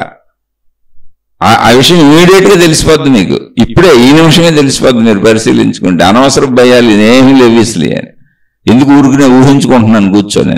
అప్పుడు అనవసరపు కోపతాపాలు కూడా ఎగిరిపోతాయి. ఎందుకంటే ఊహా కోపతాపాలు ఎక్కువ. మనకి ఘర్షణలన్నీ ఊహల్లోంచి ఎక్కువ పడతాయి, వాస్తవంలో చాలా తక్కువగా ఉంటాయి. ఎన్ని పోతాయో దాన్ని మీరు గమనించి చూడండి. అసలు మన జీవితంలో 80% జీవితం ఇస్త్రీ అయిపోద్ది, సరి అయిపోద్ది. జస్ట్ 20% ప్రాక్టికల్గా జీవిస్తాం సహజంగా. అలానే వృత్తి, వ్యాపార, ఉద్యోగాలు అన్నీ చేసుకోవచ్చు, కాపురాలు చేసుకోవచ్చు, అన్నీ చేయొచ్చు. కానీ యాక్యురేట్గా ప్రాపంచికంగా కరెక్ట్గా ఎలా జీవించాలో అలాంటి జీవితం జీవిస్తాం. ఇంక ఊహలు ఉండవు అందులో. ఒకవేళ ఊహలు వచ్చినా కాదు, అది అబద్ధమని మనకు తెలుసు, దాన్ని కనిపెట్టాం, మనం పసిగట్టాం, మనసును పట్టుకున్నాం. ఆ మనోసాధన చేయండి, దాన్ని పరిశీలించటమే. నేను మనస్సుని ముందు తెలుసుకోండి. నేను శరీరం ఎలాగో నేను అలా మనస్సు. ఇప్పుడు శరీరాన్ని వాటలా మనసులో కూర్చున్నా. ఇప్పుడు మనసుని విడదీసుకుంటున్నా. ఏంటి అంటే శరీరపరమైన పనికొచ్చే మనసు ఏంటి, పనికి రాకుండా మనని ఈడ్చుకెళ్తున్న మనసు ఏంటి. ఆ ఈడ్చుకెళ్తున్న మనసుకి చెప్పడం, నన్ను ఏడవద్దు, నేను రాను, శరీరానికి అంత శక్తి లేదు, నువ్వు శరీరపరంగా దాని స్థాయికి నువ్వు దిగిరా, శరీర స్థాయికి దిగొచ్చి అన్ని చెయ్యి, శరీరాన్ని నడుపు. అంతేతప్ప శరీరాన్ని ఈడ్చుకెళ్దామని ఏదో ప్రయత్నాలు చేయకు అని దానికి చెప్పండి. మీరు చెప్పుకోవాలి. చెబితే అది ఓకే అంటది. ఎందుకు ఓకే అంటదంటే అసలు శరీరాన్ని బ్రతికిస్తున్న ప్రాణశక్తి అదే కనుక, అది శరీరానికి సహకరించాలని ఎప్పుడు అనుకుంటుంది కనుక, మనకు తెలియక మనకు అలవాటుగా ఆశలతో, అత్యాశలతో, దురాశలతో మన చుట్టూ ఉన్న సమాజంలో చిన్ననాటి నుంచి పెద్దవాళ్ళు నేర్పినటువంటి రియాక్షన్లకి ఇలాగే రియాక్ట్ అయిపోవాలనుకొని వాళ్ళు ఎలా నేర్పారో అలా నేర్చుకొని మనం కూడా ఓ పిచ్చి మనసు తయారు చేసుకున్నాం, ఓ భ్రమాత్మక మనసు తయారు చేసుకున్నాం. ఇప్పుడు దాన్ని సరైన మనసుగా మార్చుకుందాం, అది మన చేతిలోనే ఉంది. విశ్వామిత్రుడు అంటే మనకు మహాత్ములు అద్భుతమైనటువంటి కథలు అందించారు మనం నడవటానికి వీలుగా. వాటిని మళ్ళీ కథలు మహిమలు మాయలుగా తీసుకుంటే దెబ్బతింటారు. ఒక విషయాన్ని చెప్పేటప్పుడు ఇప్పుడు నేను ఇప్పటి వరకు మాట్లాడిందంతా ఏంటి, మాటలు అంటే గ్రామరు, సబ్జెక్టు, తత్వము, మనోతత్వము, శరీర తత్వము, ప్రాపంచిక తత్వము మాట్లాడుకుంటున్నాం, ప్రాణశక్తి తత్వము, మొత్తంగా తత్వము, ఫిలాసఫీ. ఇప్పుడు దీనికి ఒక కథను అద్దుతున్నాను. ఎందుకని మనం శరీరంతో ఉన్నాం, జీవిస్తున్నాం, జీవించేటప్పుడు ఏం జరుగుతుంది అనేటువంటిది నిజమైన జీవితానికి సంబంధించి అర్థమయ్యేలా ఒక కథను పాత్రోచితంగా తయారు చేస్తున్నాం. ఇప్పుడు ఒక కథను తెస్తున్నాను ఇక్కడికి ఉదాహరణ కింద, అంటే తత్వంలో కథని ఇముడుస్తున్నాను. అంతే తప్ప కథ నిజం కాదు. తత్వం బాగా అర్థం అవడానికి జీవన విధానానికి సంబంధించి మనం శరీరంతో ఉన్నాం కనుక మన శరీరపరమైన ఒక కథని ఉదాహరణగా చేస్తున్నాను అంతే. అలా మహాత్ములు చేసిన ఏర్పాట్లే ఇంత సాహిత్యం ఉంది గ్రంథాలు. మళ్ళీ వాటిలో బొక్కలెత్తికి ఎలా ఉందా అలా ఉందని ఆ మతం వాళ్ళు ఈ మతం వాళ్ళు తిట్టుకొని అలాంటివి చేయకూడదు. అందులో తత్వం అర్థమైతే తీసుకోలేకపోతే వదిలిపారే, నీకు అర్థం కాకపోతే దండం పెట్టి వెళ్ళిపో. Easiest way. మనం ఇప్పుడు సినిమాలు మనకు నచ్చుతాయి, టీవీ సీరియల్స్ మనకు నచ్చుతాయి, కథల రూపంలో చిన్నపిల్లలకి అసలు అమ్మమ్మలు, నాయనమ్మలు, తాతయ్యలు, తల్లిదండ్రులు అందరూ కథలు చెబుతూ ఉంటారు. ఆ కథల ఊహాత్మకత అనేది మానవ జీవితంలో ఎప్పటి నుంచో ఉంది. అది మొదట కథలుగా ఉంది, ఇప్పుడు ఆ కథలే దృశ్య మాధ్యమాలు, శబ్ద మాధ్యమాలు కింద వెళ్ళిపోయినాయి. ఒకప్పుడు నోటితో కథలు చెప్పేవాళ్ళు, తర్వాత పుస్తకాలు రాశారు, ఇప్పుడు ఈ సినిమాలు తెస్తున్నారు, టీవీ సీరియల్స్ తెస్తున్నారు. అదే టెక్నాలజీ డెవలప్ అయింది, అంతే, అంతకు మించి ఏం లేదు. అప్పుడు కథలో పాత్రలు మనం ఊహించుకోవాలి. విశ్వామిత్రుడిని మనం ఊహించుకోవాలి, ఒక ఆయన ఎవరో ఉన్నాడు అని. కానీ ఇప్పుడు విశ్వామిత్రుడిని సినిమాలో ఒక పాత్ర మనిషి చేత వేయించి చూపిస్తారు, ఈయన విశ్వామిత్రుడు అని. అది నిజం కాదు, పాత్రోచితం. కథలో అయితే నువ్వు ఊహించుకోవాలి అంతే. అలా మనకు కథల ద్వారా చెప్పే ప్రయత్నం చేశారు.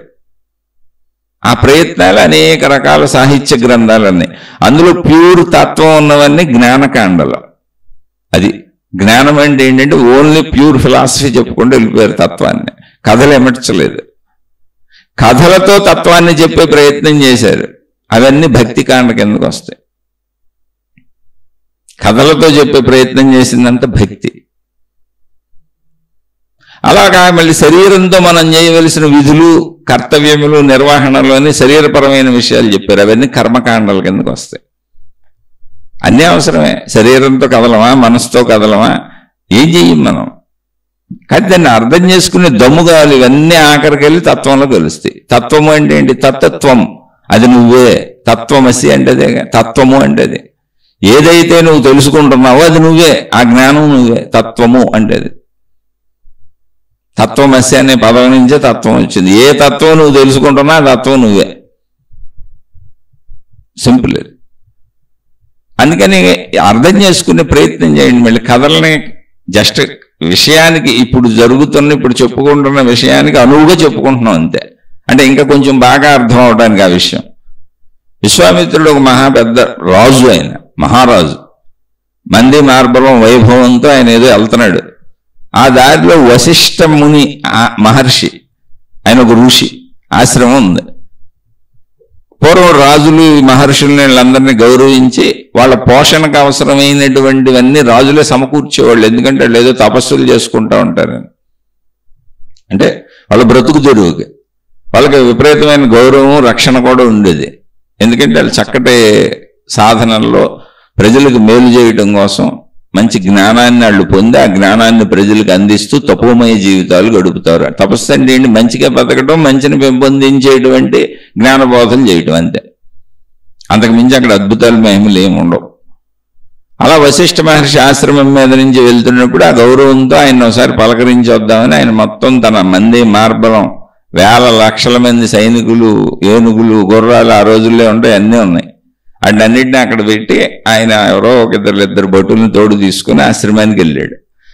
వశిష్ఠ మహర్షిని పలకరించాడు, కుశల ప్రశ్నలు అడిగాడు. అంత బాగానే ఉందన్నాడు. బాగానే ఉందన్నారు ఆయన.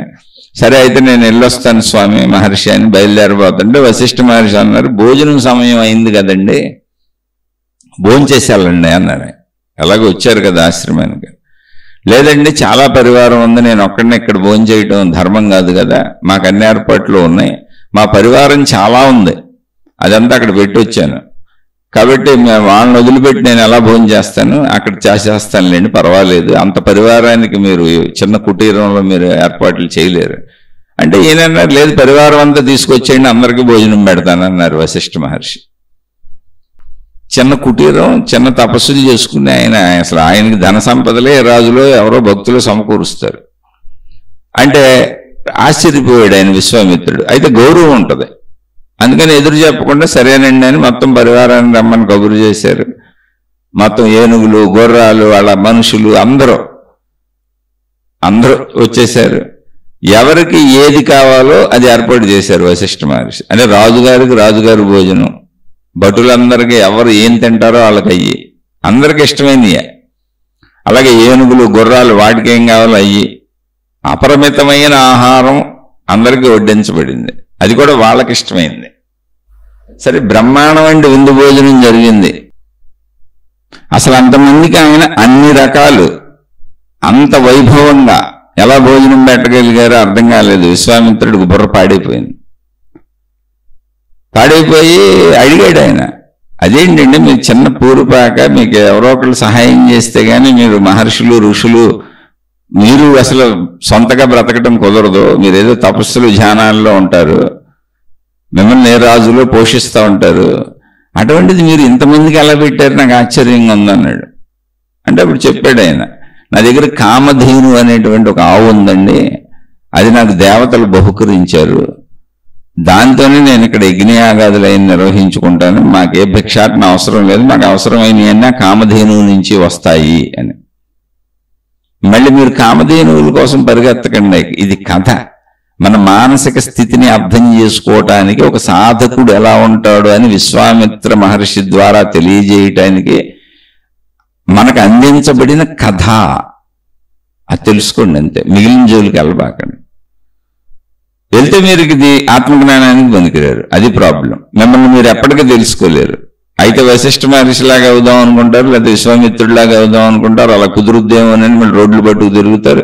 అలా కుదురుతుంది, మేము మీకు సాధనలు నేర్పుతాం, మీకు మహిమలు నేర్పుతాం, మాయలు నేర్పుతాం, అద్భుతాలు నేర్పుతాం, అన్ని మాకొచ్చు, ఆ మహిమలు, మాయలు, అద్భుతాలన్నీ మేము తరతరాలుగా చేస్తున్నాం, ఇగో పుస్తకాలు, ఇగో గ్రంథాలు, ఇగో మా మహిమలు ప్రకటించేటువంటి విధానాలని సభలు పెట్టి మరీ ప్రకటిస్తూ ఉంటారు. మీరు వాటిల్లో ఇరుక్కుపోతారు.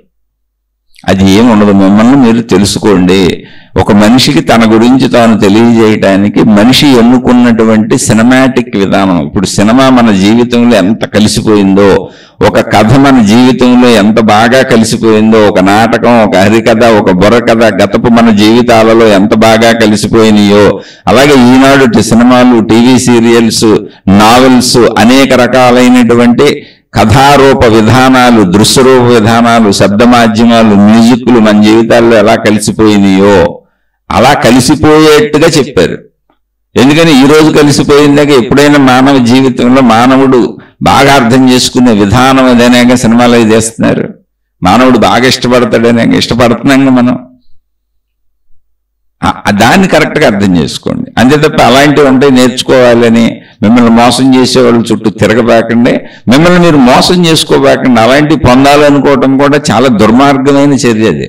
అది మంచి మనసు కాదు, దరిద్రమైన నీచమైన పనికిరాని చెత్త మనసు అది.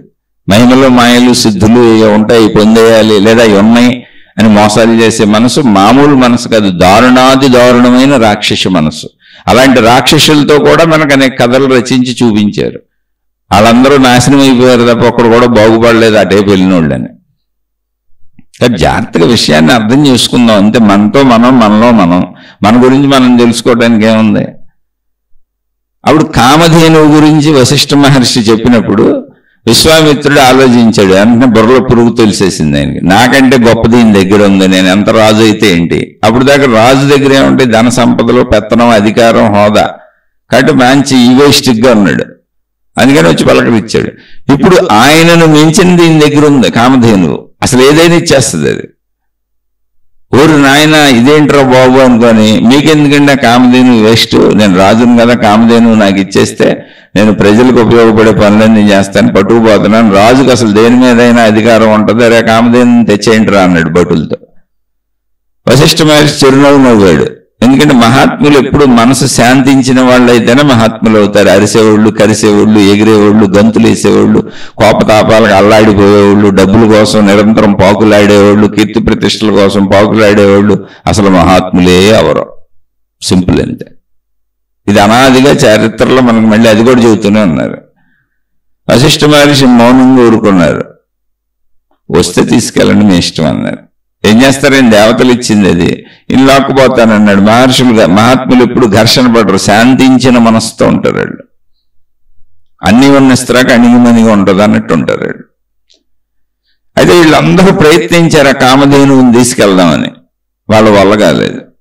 ఒకవేళ భటులు తీసుకెళ్దామని వస్తున్నారనుకోండి, కామధేనువు నుంచి భటులు ఉత్పత్తి అయిపోతున్నారు, యుద్ధం జరిగిపోతుంది. ఎన్ని రకాలు చేసినా వాళ్ళు ఎవరు తీసుకెళ్ళలేకపోయారండి. ఆ కామధేనువుని ఆయన పెట్టుకెళ్ళలేకపోయారు. టోటల్ స్టోరీ అది. ఎలా పెట్టుకెళ్ళలేకపోయారు, ఇంత గొడవ జరిగింది ఏంటి అసలు అంటే దానికి ఇంకోటి కూడా ఉంది. ఈ వశిష్ఠ మహర్షి తపస్సు చేసేటువంటి ఎప్పుడు తపస్సు చేసేవాళ్ళు చేయి పెట్టుకోవటానికి ఇలా ఒక దండం ఉంటుంది. అంటే దండ కమండలాలు అంటారు. కమండలం ఏమో వాటర్ బాటిల్. ఇప్పుడు దండం అంటే కర్రల చెయ్యి ఆంచుకోవటానికి ఉంటుంది, దాని మీద చేయి పెట్టుకుంటారు. అలా ఆ దండాన్ని ఆయన అడ్డం పెట్టారండి జస్ట్ ఊరికనే. ఇక ఆ దండము యొక్క శక్తితోనే వీళ్ళు అసలు తీసుకెళ్ళలేకపోయారని ఇంకో వర్షన్ కూడా ఉంటుంది. ఏదో ఒకటి తీసుకెళ్ళలేకపోయారు.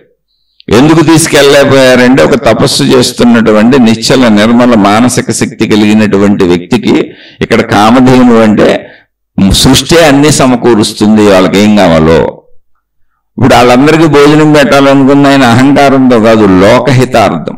వాళ్ళు చేసే పనులన్నీ మంచి పనులు చేయాలనుకున్నప్పుడు ఆ పనులకు అడ్డంకి ఉండదు అని చెప్పదలిచారండి కామధేను అంటే అంతే అక్కడ.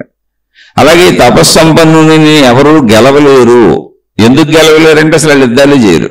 నువ్వు అవమానించినా వాళ్ళు అవమానంగా తీసుకోరు. అదే మనసు గురించి పరిశీలించుకోండి అని అందుకే చెప్పాను. అవమానంగా తీసుకోరు. నువ్వు బాధించినా బాధగా తీసుకోరు. రమణ మహర్షిని బోల్డ్ మంది బాధించారు, అవమానించారు, ఇబ్బంది పెట్టారు, ఆయన ఏమీ తీసుకోలేదు. అలాగే వశిష్ఠుడు తీసుకోడు. ఎందుకని శాంత మనసు అయిపోయింది. అది శరీరంతో కలిసిపోయి నిశ్చలమైన మనసు లేదా అనంత ఆత్మశక్తి ఎరుకను పొందినటువంటి జీవన్ముక్త మనసు. ఏదైనా స్థిరంగా ఉంటుంది, స్థిర మనసు అయిపోయింది అది. అలా మీరు వాళ్ళని గెలవలేరు ఏ రకంగాను అని. నువ్వు ఎవరిని గెలవగలవు? నీలాంటి ఆశన్నోడిని, నీలాంటి దుర్మార్గురాలను, కోరికలు ఉన్నవాళ్ళను, నీలాంటి అహంకారులను, నీలా కీర్తి కోరుకునే వాళ్ళను, అలాంటి వాళ్ళని గెలవగలవు. నీకంటే ఎక్కువ నేను పొందాను, ఎక్కువ తక్కువలు ఆడుకుంటా, వీళ్ళ దగ్గర అసలు ఉండదుగా. అది గెలవలేకపోవటం అంటే. అక్కడ విశ్వామిత్రుడికి అర్థమైంది, నా అహంకారంతో రాజునని ఎగిసిపడుతున్నాను తప్ప ఆయన్ని నేను గెలవలేకపోతున్నాను. ఎందుకు గెలవలేకపోయానంటే ఆయన యొక్క తపశ్శక్తి. అక్కడ అది మనకు మహిమలుగా కథలో వస్తుంది, గెలవలేకపోయిన విధానం. కానీ అక్కడ అసలు విషయం ఇది కాదు. అందులో తాత్వికత ఏంటంటే నిశ్చల మనసు. తిట్టినా పెట్టించుకోడు, కొట్టినా పెట్టించుకోడు, అరిసినా పెట్టించుకోడు, ఏం చేసినా పెట్టించుకోడు. ఆయన మనకు మేలే చేస్తాడు. ఆయనకి మనం హాని చేస్తున్నా మనకు మేలే చేస్తాడు. బుర్ర తిరిగిపోయింది విశ్వామిత్రుడికి. ఇన్ని ఉండి ఇది అహంకారపు చర్యలే కదా, నేను కూడా అటువంటి స్థితిని పొందాలి, వశిష్ఠ మహర్షి లాంటి స్థితిని అని రాజ్యం వదిలిపెట్టేసి, అన్ని వదిలిపెట్టేసి, రాజరికం వదిలిపెట్టేసి వెళ్ళిపోయాడు. తపస్సులు మొదలుపెట్టాడు. అంటే మనో నిగ్రహానికి ప్రయత్నం మొదలుపెట్టాడు. ఇప్పుడు అదే మనం మనస్సును చూసుకుందాం ఉంది. మనస్సును చూసుకుందాం. అక్కడ కామధేను అద్భుతం కాదు. ప్రశాంతంగా బతుకుదాం అనుకున్నోడికి అన్ని సృష్టి సమకూరుస్తుంది అంటే అర్థం ఏంటి? గాలి సృష్టి అవ్వలేదా? పంచభూతాలు సృష్టి అవ్వలేదా? నీ ప్రయత్నానికి అది ఇంత భిక్షాటం చేసుకుంటే ఎవడన్నా అన్నం పెడితే అది సృష్టి పెట్టింది కాదా? ఒకవేళ నువ్వు ప్రయత్నించకుండా నీకు ఇంత అన్నం తెచ్చి పెడితే అది సృష్టి పెట్టింది కాదా? ఇప్పుడు అడుక్కునే వాళ్ళందరికీ పెడతలేదా? అది అంతే తప్ప నీకేదో రాజవైభవాలు ఇచ్చేసి బంగారపు కోటలు కట్టేసి నిన్ను పెడతదని కాదు. ఇప్పుడు మన బతుకు తెరువు సృష్టిలోనే సాగుతుంది. ప్రయత్నించుకున్నాడు నాకు కావాలని ఎక్కువ ప్రయత్నం చేసుకుంటున్నాడు, పొంతాడు లేదా దుఃఖపడతాడు. ప్రయత్నించుకోనోళ్ళు తక్కువ ప్రయత్నం చేసుకునే వాళ్ళు దాంతో తృప్తి పడుతున్నారు. అంతే, దొరికిందంతా తృప్తి పడుతున్నారు. అన్ని సృష్టిలో దొరికేవే, ప్రయత్నించినా ప్రయత్నించకపోయినా. అది సృష్టి బతికిస్తుంది అంటే కామధేను అంటే అది. ఇంకా మనోనిశ్చలత వచ్చినోడు ఎవరెన్ని యుద్ధాలు చేసినా అతను ఓడించలేరు. ఎందుకంటే ఆ మనసే ఓటమి గెలుపులు. అది స్థిరపడిపోయినాక ఓటమి ఎక్కడుంది? ఓటమే లేదు. అది తెలుసుకోవాలి. ఇప్పుడు అలెగ్జాండర్ చక్రవర్తి వెళ్తా మంది మార్బలంతో వెళ్తా ఉంటే ఎవరో ఒక సాధువు చెట్టు కింద కూర్చొని ఉన్నాడు. ఆయన చూసి అందరూ రోడ్డు మీద అడ్డంగా పడుకొని సాష్టాంగ నమస్కారాలు పెట్టేస్తున్నాడు. అలెగ్జాండర్ చక్రవర్తి వెళ్తున్నాడు, ఎక్కడికి వెళ్తే అక్కడ.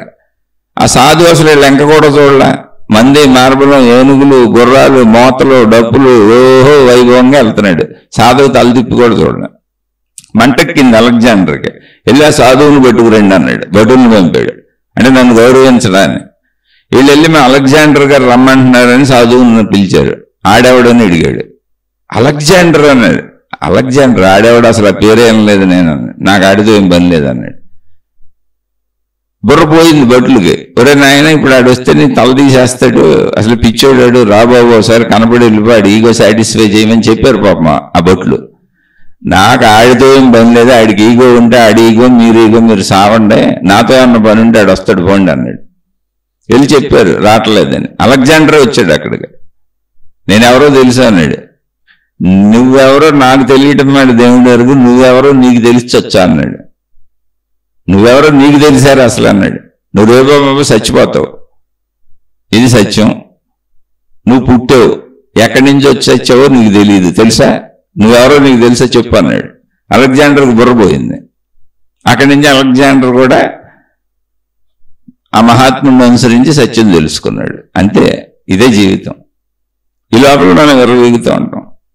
సేమ్ ఇలా చాలా మంది జీవితాలు చేరింది. రమణ మహర్షి దగ్గరికి మనకు స్వాతంత్రం వచ్చినప్పుడు బహుశా సర్వేపల్లి రాధాకృష్ణన్ గారు లేకపోతే ఎవరు కరెక్ట్గా గుర్తులేదు, మన రాష్ట్రపతి కానీ ఉపరాష్ట్రపతి కానీ రమణ మహర్షి గారికి విమానాలు అరేంజ్ చేస్తాము. ఆయన ఉపరాష్ట్రపతి గారు రాష్ట్రపతి గారు రమణ మహర్షి గారిని దర్శించాలనుకుంటున్నారు. ఆయన భక్తులైన అంటే ఆయనకి ఇక్కడ వస్తారు. ఆయన సెక్యూరిటీ ప్రాబ్లము, బోల్డ్ మంది మార్బలాన్ని వేసుకొని ఆశ్రమానికి రావటం ఎందుకని, ఆశ్రమం ఇబ్బంది పెట్టినట్టు ఉంటుంది కదా అని గౌరవంగా అని చెప్పారు. పాపం గౌరవం అది అహంకారం కాదు. అందుకని ఆశ్రమం వారికి కబురు చేశారు, రమణ భగవాన్లే ఇక్కడికి వస్తే ఆయనకి అన్ని విమానాలు అరేంజ్ చేస్తామని, హెలికాప్టర్లు అరేంజ్ చేస్తామని. ఈ మామూలుగా మనమైతే సంకల్పొద్దుకొని పరిగెత్తుకుంటూ వెళ్ళిపోయి ఇప్పుడు సోషల్ మీడియాలో కూడా చెప్పేసుకుని ఆ గురువులు ప్రచారాలు చేసేసుకుంటారు. ఇంత గొప్ప గొప్ప వాళ్ళు మా శిష్యులు ఉన్నారు. ఆ విషయం వచ్చి రమణ మహర్షికి చెప్పారు. మన రాష్ట్రపతి ఉపరాష్ట్రపతి మరి సరిగ్గా మర్చిపోయాను నేను, చాలా కాలం క్రితం చదివిన ఈ పుస్తకాల్లో. వచ్చి రమణ భగవానుడికి చెప్పారు ఆశ్రమం వాళ్ళు, ఇలా వారు మిమ్మల్ని చూడాలనుకుంటున్నారంట అని. అన్నీ విన్నారు ఆయన. విన్నాక అసలు ఆయన ఎవరైనా కూడా అడగలే. ఆయన నాకు వారిని చూడాలని లేదు అన్నాడు. నాకు అసలు ఏ కోరిక లేదని, నాకు ఎవరిని చూడాలని లేదన్నారు. ఒక మాట ఇలా ఆయన చెప్పింది, నేను తిప్పి తిప్పి చెప్పాను నేను. ఇంకా రమణ మహర్షి పద్ధతి అక్కడ ఉన్న వాళ్ళందరికీ తెలుసుగా, వాళ్ళు మౌనంగా విషయాన్ని తెలియజేశారు. తర్వాత ఆయనే వచ్చి చూసి వెళ్ళిపోయాడు. అప్పుడు కూడా ఆయన ఏం మాట్లాడలే. ఆయన వచ్చాడు, అందరిలా కూర్చున్నాడు, చూశాడు, వెళ్ళిపోయాడు అంతే. ఆయన కించిత్తు కదల్లా. ఎంత తోడు దిగొస్తే ఏంటి, మనసు స్థిరపడిపోయినోడికి. ఎక్కువ తక్కువలు ఎవరికే, మనకే. మనసు స్థిరపడినోడికి. అందుకని మనసును చూసుకోండి, దాన్ని స్థిరపరుద్దాం. స్థితప్రజ్ఞత అంటే అది.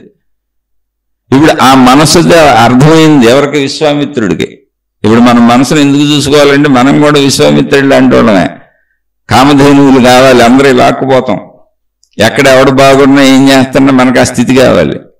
ఏది మంచిది కనపడితే అది మనకు కావాలి, ఏది గొప్పది కనపడితే మనకు అది కావాలి. ఎట్టగొట్టదని లాక్కుపోవాలి. ఇది మానవ మనస్తత్వం. అందుకని మనం ఇప్పుడు వశిష్ఠ మహర్షి యొక్క మనస్సును పొందాలి. వశిష్ఠుడు ఆయన మంచి ఆచార సాంప్రదాయములు గలవాడైన పేరులోనే ఉంటుంది వశిష్ఠుడు. అటువంటి మనసును పొందాలి. ఇప్పుడు మళ్ళీ మనోడు తపస్సు మొదలు పెట్టాడు. ఎవరు? విశ్వామిత్రుడు. అన్ని వదిలేశాడని చెప్పి ఇంకా తపస్సుకు వచ్చాడు. తపస్సు చేస్తున్నప్పుడు మనోడికి పాత అలవాట్లన్నీ ఉన్నాయిగా, అవి బుద్ధులు తొందరగా పోవు. అందుకే మనసును గమనించుకోండి, వెంటనే మారదు, కొంతకాలం పడుతుంది అనడానికి ఈ కథ చెప్పారు మహాత్ములు. దాన్నే నేను మీకు చెబుతున్నా. ఇందులో కథను తీసుకోండి, పాత్రలు వద్దు, మన మనసుకు అన్వయించుకోండి, మనోలక్షణాలే తీసుకోవాలి ఇందులో. ఇప్పుడు ఆయన తపస్సు చేసుకుంటే దేనికి? తన మనసుని వశిష్ఠ మహర్షి మనసులాగా అదుపులోకి తెచ్చుకోవడానికి, అంటే ఎగిసి పడకుండా ఉండడానికి. మానవమానాలు సుఖ దుఃఖాలు ఇవేమీ లేకుండా శరీరపరంగా సహజ జీవితం జీవించుకుంటాడు ఉన్నంతలో, అంతే. అది స్థిత ప్రజ్ఞత, స్థిరత. అలాని వశిష్ఠ మహర్షికి భార్య పిల్లలు ఉన్నారు, కుటుంబం ఉంది, శిష్యులు ఉన్నారు, ఆశ్రమం ఉంది, ఆయన కాపురం చేస్తున్నారు, పిల్లల్ని అన్నారు. అయ్యేం పోలా. కానీ ఎగిసిపడే మనసు లేదు, ఎవరిదో కావాలనుకునే మనసు లేదు. ఉంటే తనదే ఇతరులకు పెట్టే మనసు ఉంది. ఉన్నదాంతో తృప్తి పడే మనసు ఉంది. ఉన్నదాంతో తృప్తి అంటే ఏంటి? తన ప్రయత్నంతో సృష్టి తనకేమిచ్చిందో అంత, అంతే. అలాంటి మనసు కావాలి. అది శరీరపరమైన మనస్సు. దానికోసం ఇప్పుడు విశ్వామిత్రుడు తపస్సు మొదలెట్టాడు. తపస్సు మొదలుపెట్టి కొన్ని సంవత్సరాల కాలం గడిచిపోయింది. ఆయన రోజు దగ్గరలో ఉన్న నదిలోకి వెళ్ళి స్నానపానాదులు కానిచ్చుకొని, కాలకృత్యాలు కానిచ్చుకొని, ఏదో భిక్ష తెచ్చుకొని ఆ దొరికిన పండు పొలాలు తింటా ఉంటాడు. తపస్సు అంటే ఏకకాలం చేస్తారని ఊహించుకోబాగా ఏం ఉండదు, అన్ని మామూలుగానే ఉంటాయి. కాకపోతే వృత్తి వ్యాపార ఉద్యోగాలు, భౌతిక ప్రపంచ విషయాలు మానేసి మనం వృత్తి వ్యాపార ఉద్యోగాలకు పెట్టిన టైం ఫుల్ టైం కూర్చుంటే తపస్సు, పార్ట్ టైం చేస్తే ధ్యానం, అంతే. మిగిలినవన్నీ మామూలుగానే ఉంటాయి, ఏం మారిపోవు శరీర ధర్మాలు. అన్నప్పుడు ఈయనకి ఒకసారి ఆ నది స్నానం చేసి వస్తున్నప్పుడు మేనక కనపడింది. ఇంతకుముందు రాజుగారు స్త్రీలతో మహా అలవాటు, అందులో రాజులుగా అసలు వైభవం కదా. మేనకను చూసి మోహించేసి కాపురం మొదలెట్టేశాడు. ఓ పిల్లను కనేశాడు. కొన్ని సంవత్సరాలు ఆమెతో కాపురం చేసేయటం, పిల్లను కనేయటం కూడా అయిపోయింది. ఎందుకని అది పాత అలవాటు, మనసు ఎమ్మటే మారదు అని చెప్పడానికి ఒక సాక్ష్యం అంతే. తర్వాత ఆయనకు ఎరుక వచ్చింది.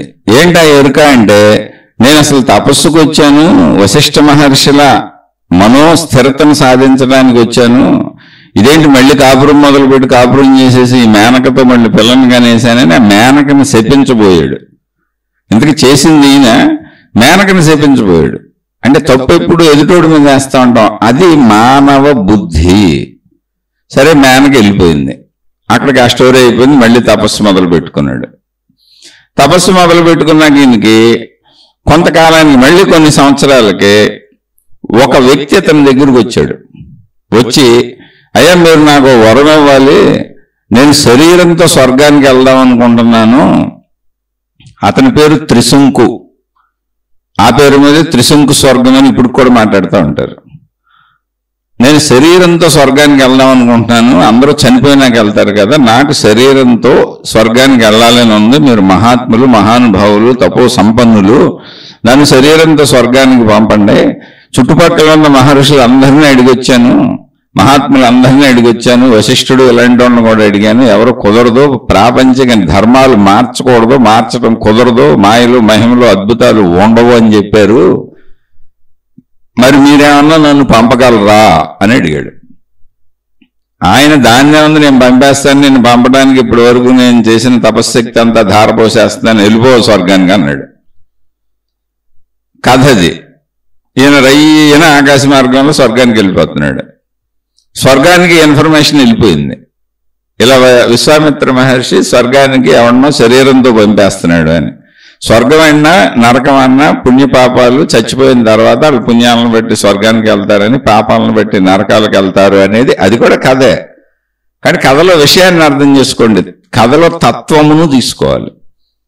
వెంటనే స్వర్గానికి కబురు వెళ్ళిపోయింది, దేవేంద్రుడికి న్యూస్ వెళ్ళిపోయింది. స్వర్గాధిపతి ఆయన అన్నాడు, ఎవడరాడు, ఎవడు పంపితే మాత్రమేంటి, ఇక్కడ మహిమలు మాయలు అద్భుతాలు తొక్క తోటకూరలు ఉండవు. భూలోకం వాళ్ళు భూలోకమే శరీర పరిధిలో జీవించాలి, అటు మనోపరిధిలో ఊహలు అన్నమాట. ఇవన్నీ తోసిపారేయండి కిందకి అన్నాడు. అంటే వెంటనే త్రిశంకుని స్వర్గానికి పైకి వస్తున్నాడు. స్వర్గం దాకా వచ్చినాక పైకి రాబోతాడు కదా, కిందకు తోసారు. వాడు మళ్ళీ తిరిగి భూమి మీదకి వచ్చేస్తున్నాడు. పంపినటువంటి విశ్వామిత్రుడు చూశాడు. వాడు కూడా, అయ్యా నన్ను తోసేశారు బాబు, నాకు అదేంటి అంటున్నాడు. అప్పుడు అహంకారంతో ఆయన ఏం చేశాడంటే స్వర్గం లాంటి సేమ్ స్వర్గంలో ఏమేమి ఉంటాయో అలాంటి స్వర్గాన్ని ఈ త్రిశంకు తిరిగి వస్తున్నాడు కదా కిందకి, వీడు తిరిగి వస్తున్న ప్లేస్లో ఆకాశంలో ఆడు తిరిగి ఎక్కడ ఉన్నాడో అక్కడే నిర్మించి ఇచ్చేసాడు తన తపోశక్తితో. అంటే అహంకారం. మీరు ఇక్కడ గమనించండి, ఇదంతా మనస్సు చేసే గారడీలు ఇవి. స్వర్గానికి వెళ్ళటం, వాళ్ళు తోసేయటం, రావటం. నా మాటే కాదంటావా, నేనేం చేసి చూపిస్తాను చూడని ఇంకో స్వర్గాన్ని నిర్మించేయటం. మనం చూడండి పోటీ పడి డూప్లికేట్లు ఇలాంటి పనులు చేస్తుంటాం. వాళ్ళతో పోటీ పెడతాం, వాళ్ళలాంటి బట్టలు కొనుక్కుంటాం, వాళ్ళలాంటి కారే కొనుక్కుంటాం, వాళ్ళలాంటి చెప్పులు వేసుకుంటాం, లేదా వాళ్ళకంటే మంచి కొని వాళ్ళకి చూపిద్దాం అనుకుంటాం. ఇలాంటిదంతా మానవ మనస్తత్వం, దాన్ని చూపించారు. ఇప్పుడు ఆడికి నిర్మించబడిన స్వర్గం ఎలా ఉందంటే తలకిందులుగా ఉంది. ఎందుకంటే కిందకి తల పెట్టుకు వస్తుంటే అలాగే నిర్మించి ఇచ్చేసాడు స్వర్గాన్ని అక్కడ ఆగానే. ఇప్పుడు ఆ స్వర్గంలో ఆడి తప్ప ఎవరో ఉండరు. ఆడికి ఒరిజినల్ స్వర్గము దొరకలేదు. ఆడింతకే కనీసం కింద భూమి మీద మామూలు మనుషులతో అన్నా లేడు. మధ్యలో ఉంది త్రిశంకు స్వర్గం, అదే మనసు. ఇందాక చెప్పుకున్నామే, ఒరిజినల్ ప్రాణశక్తిని తెలుసుకుంటే, అనంత ఆత్మశక్తిని తెలుసుకుంటే అది జీవన్ముక్త స్థితి, ఏకత్వ భావన అనుభవం అవుతుంది. దాన్నే మోక్షం అంటారు. ఆ జీవన్ముక్తుడిగా బతకొచ్చు, అది సత్యము. లేదా శరీరపరంగా శరీరం నేననుకుని సృష్టిలో ఉన్న శరీరపరమైన విషయాలతో కరెక్ట్గా బతకొచ్చు, ఇది సత్యము. ఈ రెండింటికి మధ్యలో ఊహాత్మకంగా బతికేది మనసు. ఇటు వస్తుంది అటు వెళ్తుంది, ఈ రెండింటిని కలుపుకొని ఊహించుకుంటూ ఉంటుంది. అటు వెళ్ళినా అంటే ఆత్మశక్తి వైపు వెళ్ళినా అది కరెక్టే, ఇటు వచ్చిన శరీరం వైపు వచ్చినా కరెక్టే. ఈ రెండింటిని కలకాపులగం చేసి మధ్యలో ప్రయాణించేటువంటి మనస్సు మిథ్యా, అది త్రిశంకు స్వర్గము. అది విశ్వామిత్రుడు లాంటి మనం చేస్తూ ఉంటాం. అంటే మనకున్న పరిధిలో, మనకున్న శక్తిలో, మనకున్న ఆలోచనల శక్తితో, మనకున్న భావశక్తితో ఇలాంటి పెచ్చ పనులు చేస్తూ ఉంటాం అని చెప్పారు. అది ఇప్పుడు త్రిశంకు మళ్ళీ దగ్గర ఓడిపోయాడు ఈయనకి మళ్ళీ తపశ్శక్తి అంతా దారపోసాడుగా అయిపోయిందంటే ఆయనకి అర్థమైంది నేనేం పీకలేను, నియమాలు మార్చలేను అని. చిచ్చి మళ్ళీ తపస్సు కోసం వచ్చా కదా నేను, ఈడెవడో కనబెడిదంటే అహంకారము. అది ఇందాకేమో మేనకమ్మ కోరిక, శారీరక కోరిక, ఇక్కడ అహంకారం. అహంకారాన్ని జయించడం కష్టము అని చెప్పారు ఇక్కడ. అందుకని టైం పడుతుంది. మన మనసును మనం చూసుకొని మన గుణమార్పు చేసుకోవడానికి టైం పడుతుంది. అందుకని ఉదాహరణకి కథలు చెప్పుకుంటున్నాం. ఇక్కడ విశ్వామిత్రుడు 1000 సంవత్సరాలు తపస్సు చేశారని చెబుతారు. అంటే అంత టైం పడుతుంది అనే ఉద్దేశం అక్కడ. 1000 సంవత్సరాలు మనం బతకం కదా, అసలు ఎక్కువ టైం పడుతుంది అని చెప్పడానికి. సరే ఇది అయిపోయింది, మళ్ళీ తపస్సు మొదలెట్టాడు. మళ్ళీ తపస్సు మొదలు పెడితే ఆయన ఏదో స్నానానికి వెళ్ళి వస్తున్నప్పుడు రంభ కనపడింది. ఈసారి ఆయన మన మేనక్ కనపడితే పడిపోయాడు కదా, పడిపోయి కాపురాలు మొదలెట్టి పిల్లని కనేసాడు కదా, సంవత్సరాలు వేస్ట్ అయిపోయినాయి కదా. ఇప్పుడు ఆయనకు రంభ కనపడగానే కోపం వచ్చేసింది దాని మీద. నన్ను ఆకర్షించడానికి నా ఎదురుగా కనపడతావా అని రంభ నానా తిట్లు తిట్టింది. నువ్వు అసలు మనిషివేనారా, మేమెవరం ప్రపంచంలో బతకొద్దా, నీకు మదం ఎక్కిపోయి నీకు ఆడవాళ్ళు కనపడుతుంటే నువ్వు ఓర్చుకోలేకపోతే మేమేం చేస్తాం అంటే ఇది మనకే, విశ్వామిత్రుడికి కాదు, మన బోటి వాళ్ళకి మామూలుగా చెబుతున్నా. విశ్వామిత్ర మహర్షికి కదా, ఆయన పాదాలపై శిరస్సు వంచి నమస్కరిస్తున్నాను. ఒకవేళ నేను మాట్లాడేటప్పుడు అటువంటి అర్థం వస్తే నన్ను క్షమించండి దయించి. ఫ్లోలో మాటల్లో స్పీడ్గా వెళ్ళిపోతుంది అంతే. ఇది మనలాంటి వాళ్ళకి చెబుతున్నా. ఇప్పుడు ప్రపంచంలో ఆడవాళ్ళు తిరగరా, నీకంత కోపం ఎందుకు, నిన్ను నువ్వు నిగ్రహించుకోవాలి. నేనేమన్నా నీ దగ్గరికి వచ్చానా, నీ మీద పడ్డానా, నీ వెనకేమన్నా తిరిగానా, నా దారి నేను పోతుంటే కనపడ్డావని నన్ను శపించటం ఏంటని ఆమెకి ఆకలేసింది. ఈయనకి అర్థమైంది. అంటే కోపము, ఫస్ట్ మేనక కోరిక, 2 త్రిశంకు అహంకారము, 3 కోపము. కోపాన్ని జయించలేకపోతున్నానని అర్థమైంది. మళ్ళీ వెళ్ళి తపస్సులు చేసుకున్నాడు ఆయన. అంటే ఏంటి, మేనకతో కోరికను జయించాడు, తర్వాత తపస్సు. అయితే ఆ అహంకారం వచ్చింది, అహంకారంతో ఉన్న తపస్సు పోయింది. మళ్ళీ దాన్ని అహంకారాన్ని జయించాడు. ఈసారి విధి నియమాలను సృష్టి నియమాలను మార్చడం ఎవరి వల్ల కాదు అనే వినయాన్ని తెచ్చుకున్నాడు. కానీ కోపం పోలేదు. ఈసారి కోపం పోగొట్టుకోవడానికి మళ్ళీ తపస్సు చేశాడు, కోపం పోయింది. అలా నిదానంగా జరుగుతాయి, ఒక్కొక్కటే. అలా అన్నీ పోగొట్టుకున్న మహానుభావుడు సాక్షాత్తు శ్రీరామచంద్రుడికి గురువయ్యాడు.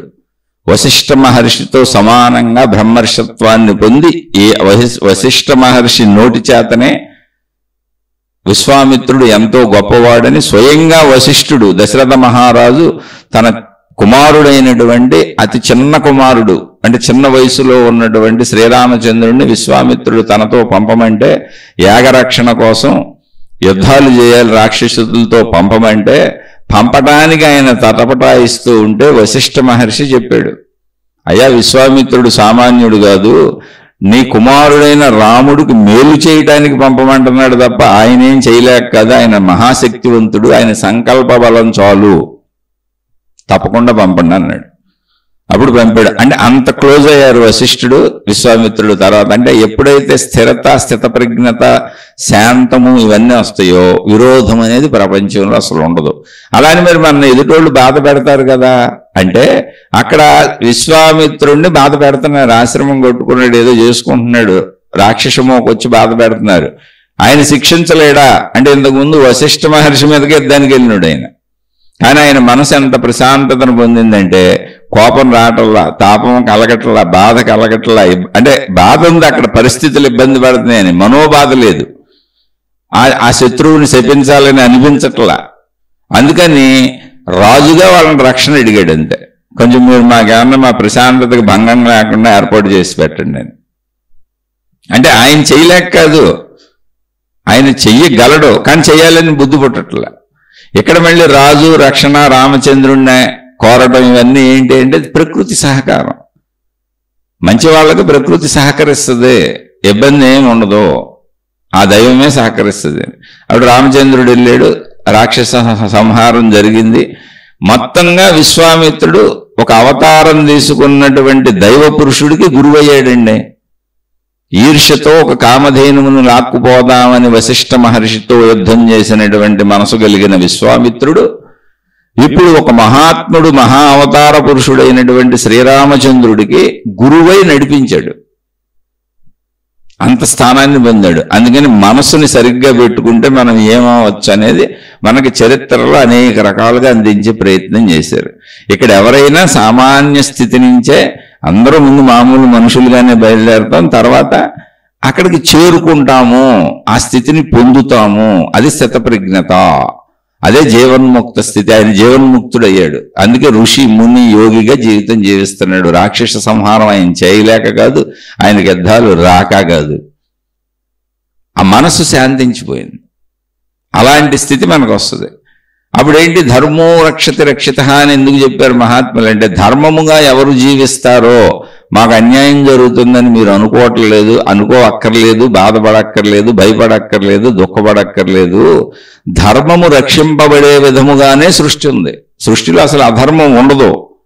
మానవులకు ఇవ్వబడిన స్వేచ్ఛను ఉపయోగించుకొని వాళ్ళు అధర్మ ప్రవర్తనులై ఇతరులను బాధ పెడుతూ ఉంటే వాళ్లను శిక్షించి, అంటే అధర్మమును శిక్షించి మంచిని ధర్మమును రక్షించటము, ధర్మమునకు అన్ని సమకూర్చటము అనేటువంటి పని సృష్టి చేసుకుంటుంది. కంగారు పడబాకండి, అది విశ్వశక్తి, ఆత్మశక్తి, దైవశక్తి అని దాన్ని మనకి అనేక రకాలైనటువంటి మాధ్యమాలలో, సాహిత్య రూపంలో, ఇతిహాసములుగా, పురాణములుగా, అనేక రకములైనటువంటి జ్ఞాన గ్రంథములుగా అందించారు.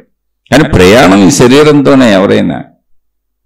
కాబట్టి ఇప్పుడు మనం మనోసాధన చేద్దాం. ఇలాంటి కథలు ఎన్నో ఉన్నాయి ఉదాహరణలుగా చెప్పుకోవటానికి, ఎన్నో కథలు చెప్పుకోవచ్చు, అన్నింటిలోంచి చెప్పుకోవచ్చు, అన్నీ ఉపయోగపడతాయి. అయితే మనం కొంతవరకు విషయాన్ని అర్థం చేసుకోవటానికి, కాబట్టి ముందు నేను శరీరం అనే భావన మనకు ఎలాగో ఫిక్స్ అయిపోయి ఉంది. ఇప్పుడు మెలకువలో మీరు తెలుసుకోవలసినటువంటి అద్భుతమైన విషయం, మెలకువలో మీరు మేలుకోవలసినటువంటి అద్భుతమైన విషయం, మెలకువలో మీరు మర్చిపోకుండా ప్రతిరోజు గుర్తుపెట్టుకొని కొంత సమయమైనా సాధన చేయవలసిన విషయం ఏంటంటే, నేను మనస్సును, నేను మనస్సును, నేను మనస్సును. మనస్సు వేరు, శరీరం వేరు, మనస్సు వేరు, శరీరం వేరు, మనస్సు వేరు, శరీరం వేరు. శరీరాన్ని నడిపే మనసు నాకు సరిపోద్ది, అనంత ఆత్మశక్తి వైపు తీసుకెళ్లే మనసు నాకు ఉపయోగపడుతుంది. మధ్యలో ఊహాత్మకంగా అటు ఇటు గజిబిజి చేసి ఊహల్లో వెళ్లే మనసుతో నాకు ఉపయోగం లేదు. అయితే అది దాని లక్షణం, అది శక్తి కనుక దానికి చెప్పటమే నాకు అక్కర్లేదు. ఆ మిథ్యొద్దు, ఆ మాయొద్దు, ఆ భ్రమొద్దు. శరీరపరంగా సృష్టిలో ఎంత అవసరమో అంత సహజంగా ఆ విషయాన్ని తీసుకు జీవిస్తాను, మిగిలిన నాకు అక్కర్లేదు మనసా అని ముందు మీరు మనసును గుర్తించి ఆ మనసుకు చెప్పటం నేర్చుకుంటే విశ్వామిత్రుడు తపస్సు చేసినట్టుగా ఈ సాధనతో దీన్నే తపస్సుగా భావించుకుని రోజు మనస్సును గుర్తించి ఆ మనస్సుకు చెబుతూ ఉంటే శరీరపరమైన మనస్సు మనకు సరిపోద్ది. ఊహాత్మక, భావనాత్మక, కల్పనాత్మక, సృజనాత్మక, మిథ్య, భ్రమ, అజ్ఞాన మనస్సు మనకు అక్కర్లేదు. ఈ మనస్సే అనంత ఆత్మశక్తిగా దర్శనం అవుద్ది. ఎందుకంటే అది ప్రాణశక్తి కనుక. ఎప్పుడైతే ఆ కల్పనాత్మకత వద్దనుకుంటామో ఆటోమేటిక్గా అది ప్రాణశక్తిగా మనకు దర్శనం అవుతుంది. దానికి విశ్వామిత్రుడికి పెట్టినట్టు మనకు కూడా టైం పడుతుంది. మనం పోగొట్టుకోవాల్సిన బోల్డ్ ఉంటాయి. అక్కడ విశ్వామిత్రుడి దగ్గర అన్ని గుణములకు సంబంధించిన కథలు ఉంటాయి, అన్ని చూపిస్తారు. నేను ఊరికనే మీకు కొద్దిగా చెప్పాను. కానీ ఆ స్థితి పొందినాక ఏమైందంటే, ఏ విశ్వశక్తినైతే మనం భగవంతుడు, దేవుడు, దేవత అని ఆరాధిస్తున్నామో ఆ విశ్వశక్తి భూమి మీదకి మానవ రూపంలో శ్రీరామచంద్రుడిగా వస్తే, అంతకుముందు పనికిరాని వాడుగా పనికిరాని యుద్ధాలు చేసి సాధనల్లో అనేక సార్లు మేనకతో ఓడిపోయి, త్రిశంకుతో ఓడిపోయి, రంభను శపించబోయి, ఇలాంటి చర్యలు, దుశ్చర్యలు ఎన్నో చేసినటువంటి విశ్వామిత్రుడు సాక్షాత్తు ఆ దేవుడికి గురువుగా వెళ్ళాడు మానవ రూపం ధరిస్తే. అంటే ఎంతటి స్థితిని మనిషి పొందవచ్చు అనేదని చెబుతున్నారు ఇక్కడ. అది మన మనోమార్పేగా. భగవంతుడే దైవావతారం తీసుకుని ఆ అనంత ఆత్మశక్తే, విశ్వశక్తే దైవముగా ఒక అవతారం తీసుకుని భూమి మీదకి వచ్చి ఆయన్ని గురువుగా అంగీకరించింది. అంటే ఆయన ప్రస్తుత మానసిక స్థితిలో ఉన్నటువంటి జీవన్ముక్త స్థితి ఏంటి, అనంత సర్వవ్యాపక ఆత్మతత్వములు విడిపోయాడు ఆయన. అందుకని అంగీకరించింది ఆత్మతత్వం, రూపం ధరించిన ఆత్మతత్వం ఆయన్ని గురువుగా. అది మనకు చెప్పదలిచారు పెద్దలు. అందులోంచి మనకు అవసరమైనటువంటి తత్వాన్ని తీసుకొని మనం ఎప్పటికప్పుడు అభివృద్ధి పరుచుకుంటూ, మనలో చెడును పోగొట్టుకుంటూ, మనం ఇంకా స్థిరత వైపు, స్థితప్రజ్ఞత వైపు, ప్రశాంతత వైపు, మౌనం వైపు, నిశ్శబ్దం వైపు, అనంతత్వం వైపు ప్రయాణించాలి. దానికి ధర్మయుత జీవితము, మంచి జీవితం జీవించాలి. ఈ బరువు పదాలు ఎందుకు వాడటం అని చెప్పి నేను మంచి అని చెబుతాను అంతే. నిజమైనటువంటి ఏ సాధన అయినా ఒకటే. నిజమైన సాధన ఏంటి? సద్గుణ మార్పు. అంటే గుణమార్పు, చెడు గుణముల నుంచి సద్గుణముల వైపు రావటం. ఇది నిజమైన సాధన. మీరు ఏ సాధన చేశారన్నది సాధన కాదు. నిజమైన సాధన ఏంటంటే సద్గుణ మార్పు. అంటే సద్గుణముల వైపుకు మారాలి, దుర్గుణములు పోవాలి, గుణమార్పు. ఇది నిజమైన సాధన, గుణమార్పు. సద్గుణములను పొందుట, దుర్గుణములు వదిలివేయుట, ఇది నిజమైన సాధన. అంతిమం ఏంటి అంటే, నేను అనంతాత్మతత్వమును, అంటే నేను శరీరమును, నేను మనస్సును, నేను ప్రాణశక్తిని. ఈ ప్రాణశక్తి అనేది రోజు నిద్రలో మనం వెళ్తుంది ప్రాణశక్తిలోకి. అద్భుతం ఏమీ లేదు. దాన్ని ఎరుకలో తెలుసుకోవాలి. ఎరుకలో తెలుసుకోవాలంటే అసలు ముందు ఈ మధ్యలో ఉన్న మిథ్యా మనసును పోగొట్టుకోవాలి. అది మిథ్యా నేను. శరీరం నేను ప్రాపంచికంగా కరెక్ట్, అనంత ఆత్మశక్తి నేను సృష్టిపరంగా కరెక్ట్, మొత్తం విశ్వశక్తిగా కరెక్ట్. మధ్యలో ఉన్న మనసు మిథ్యా నేను, ఇటు వెళ్తుంది ఇటు వెళ్తుంది. అందులో మిథ్యత్వమును పోగొట్టి శరీరపరంగా ఉంచుకుంటే ప్రపంచంలో బతికినంతకాలం మంచిగా బతుకుతాం.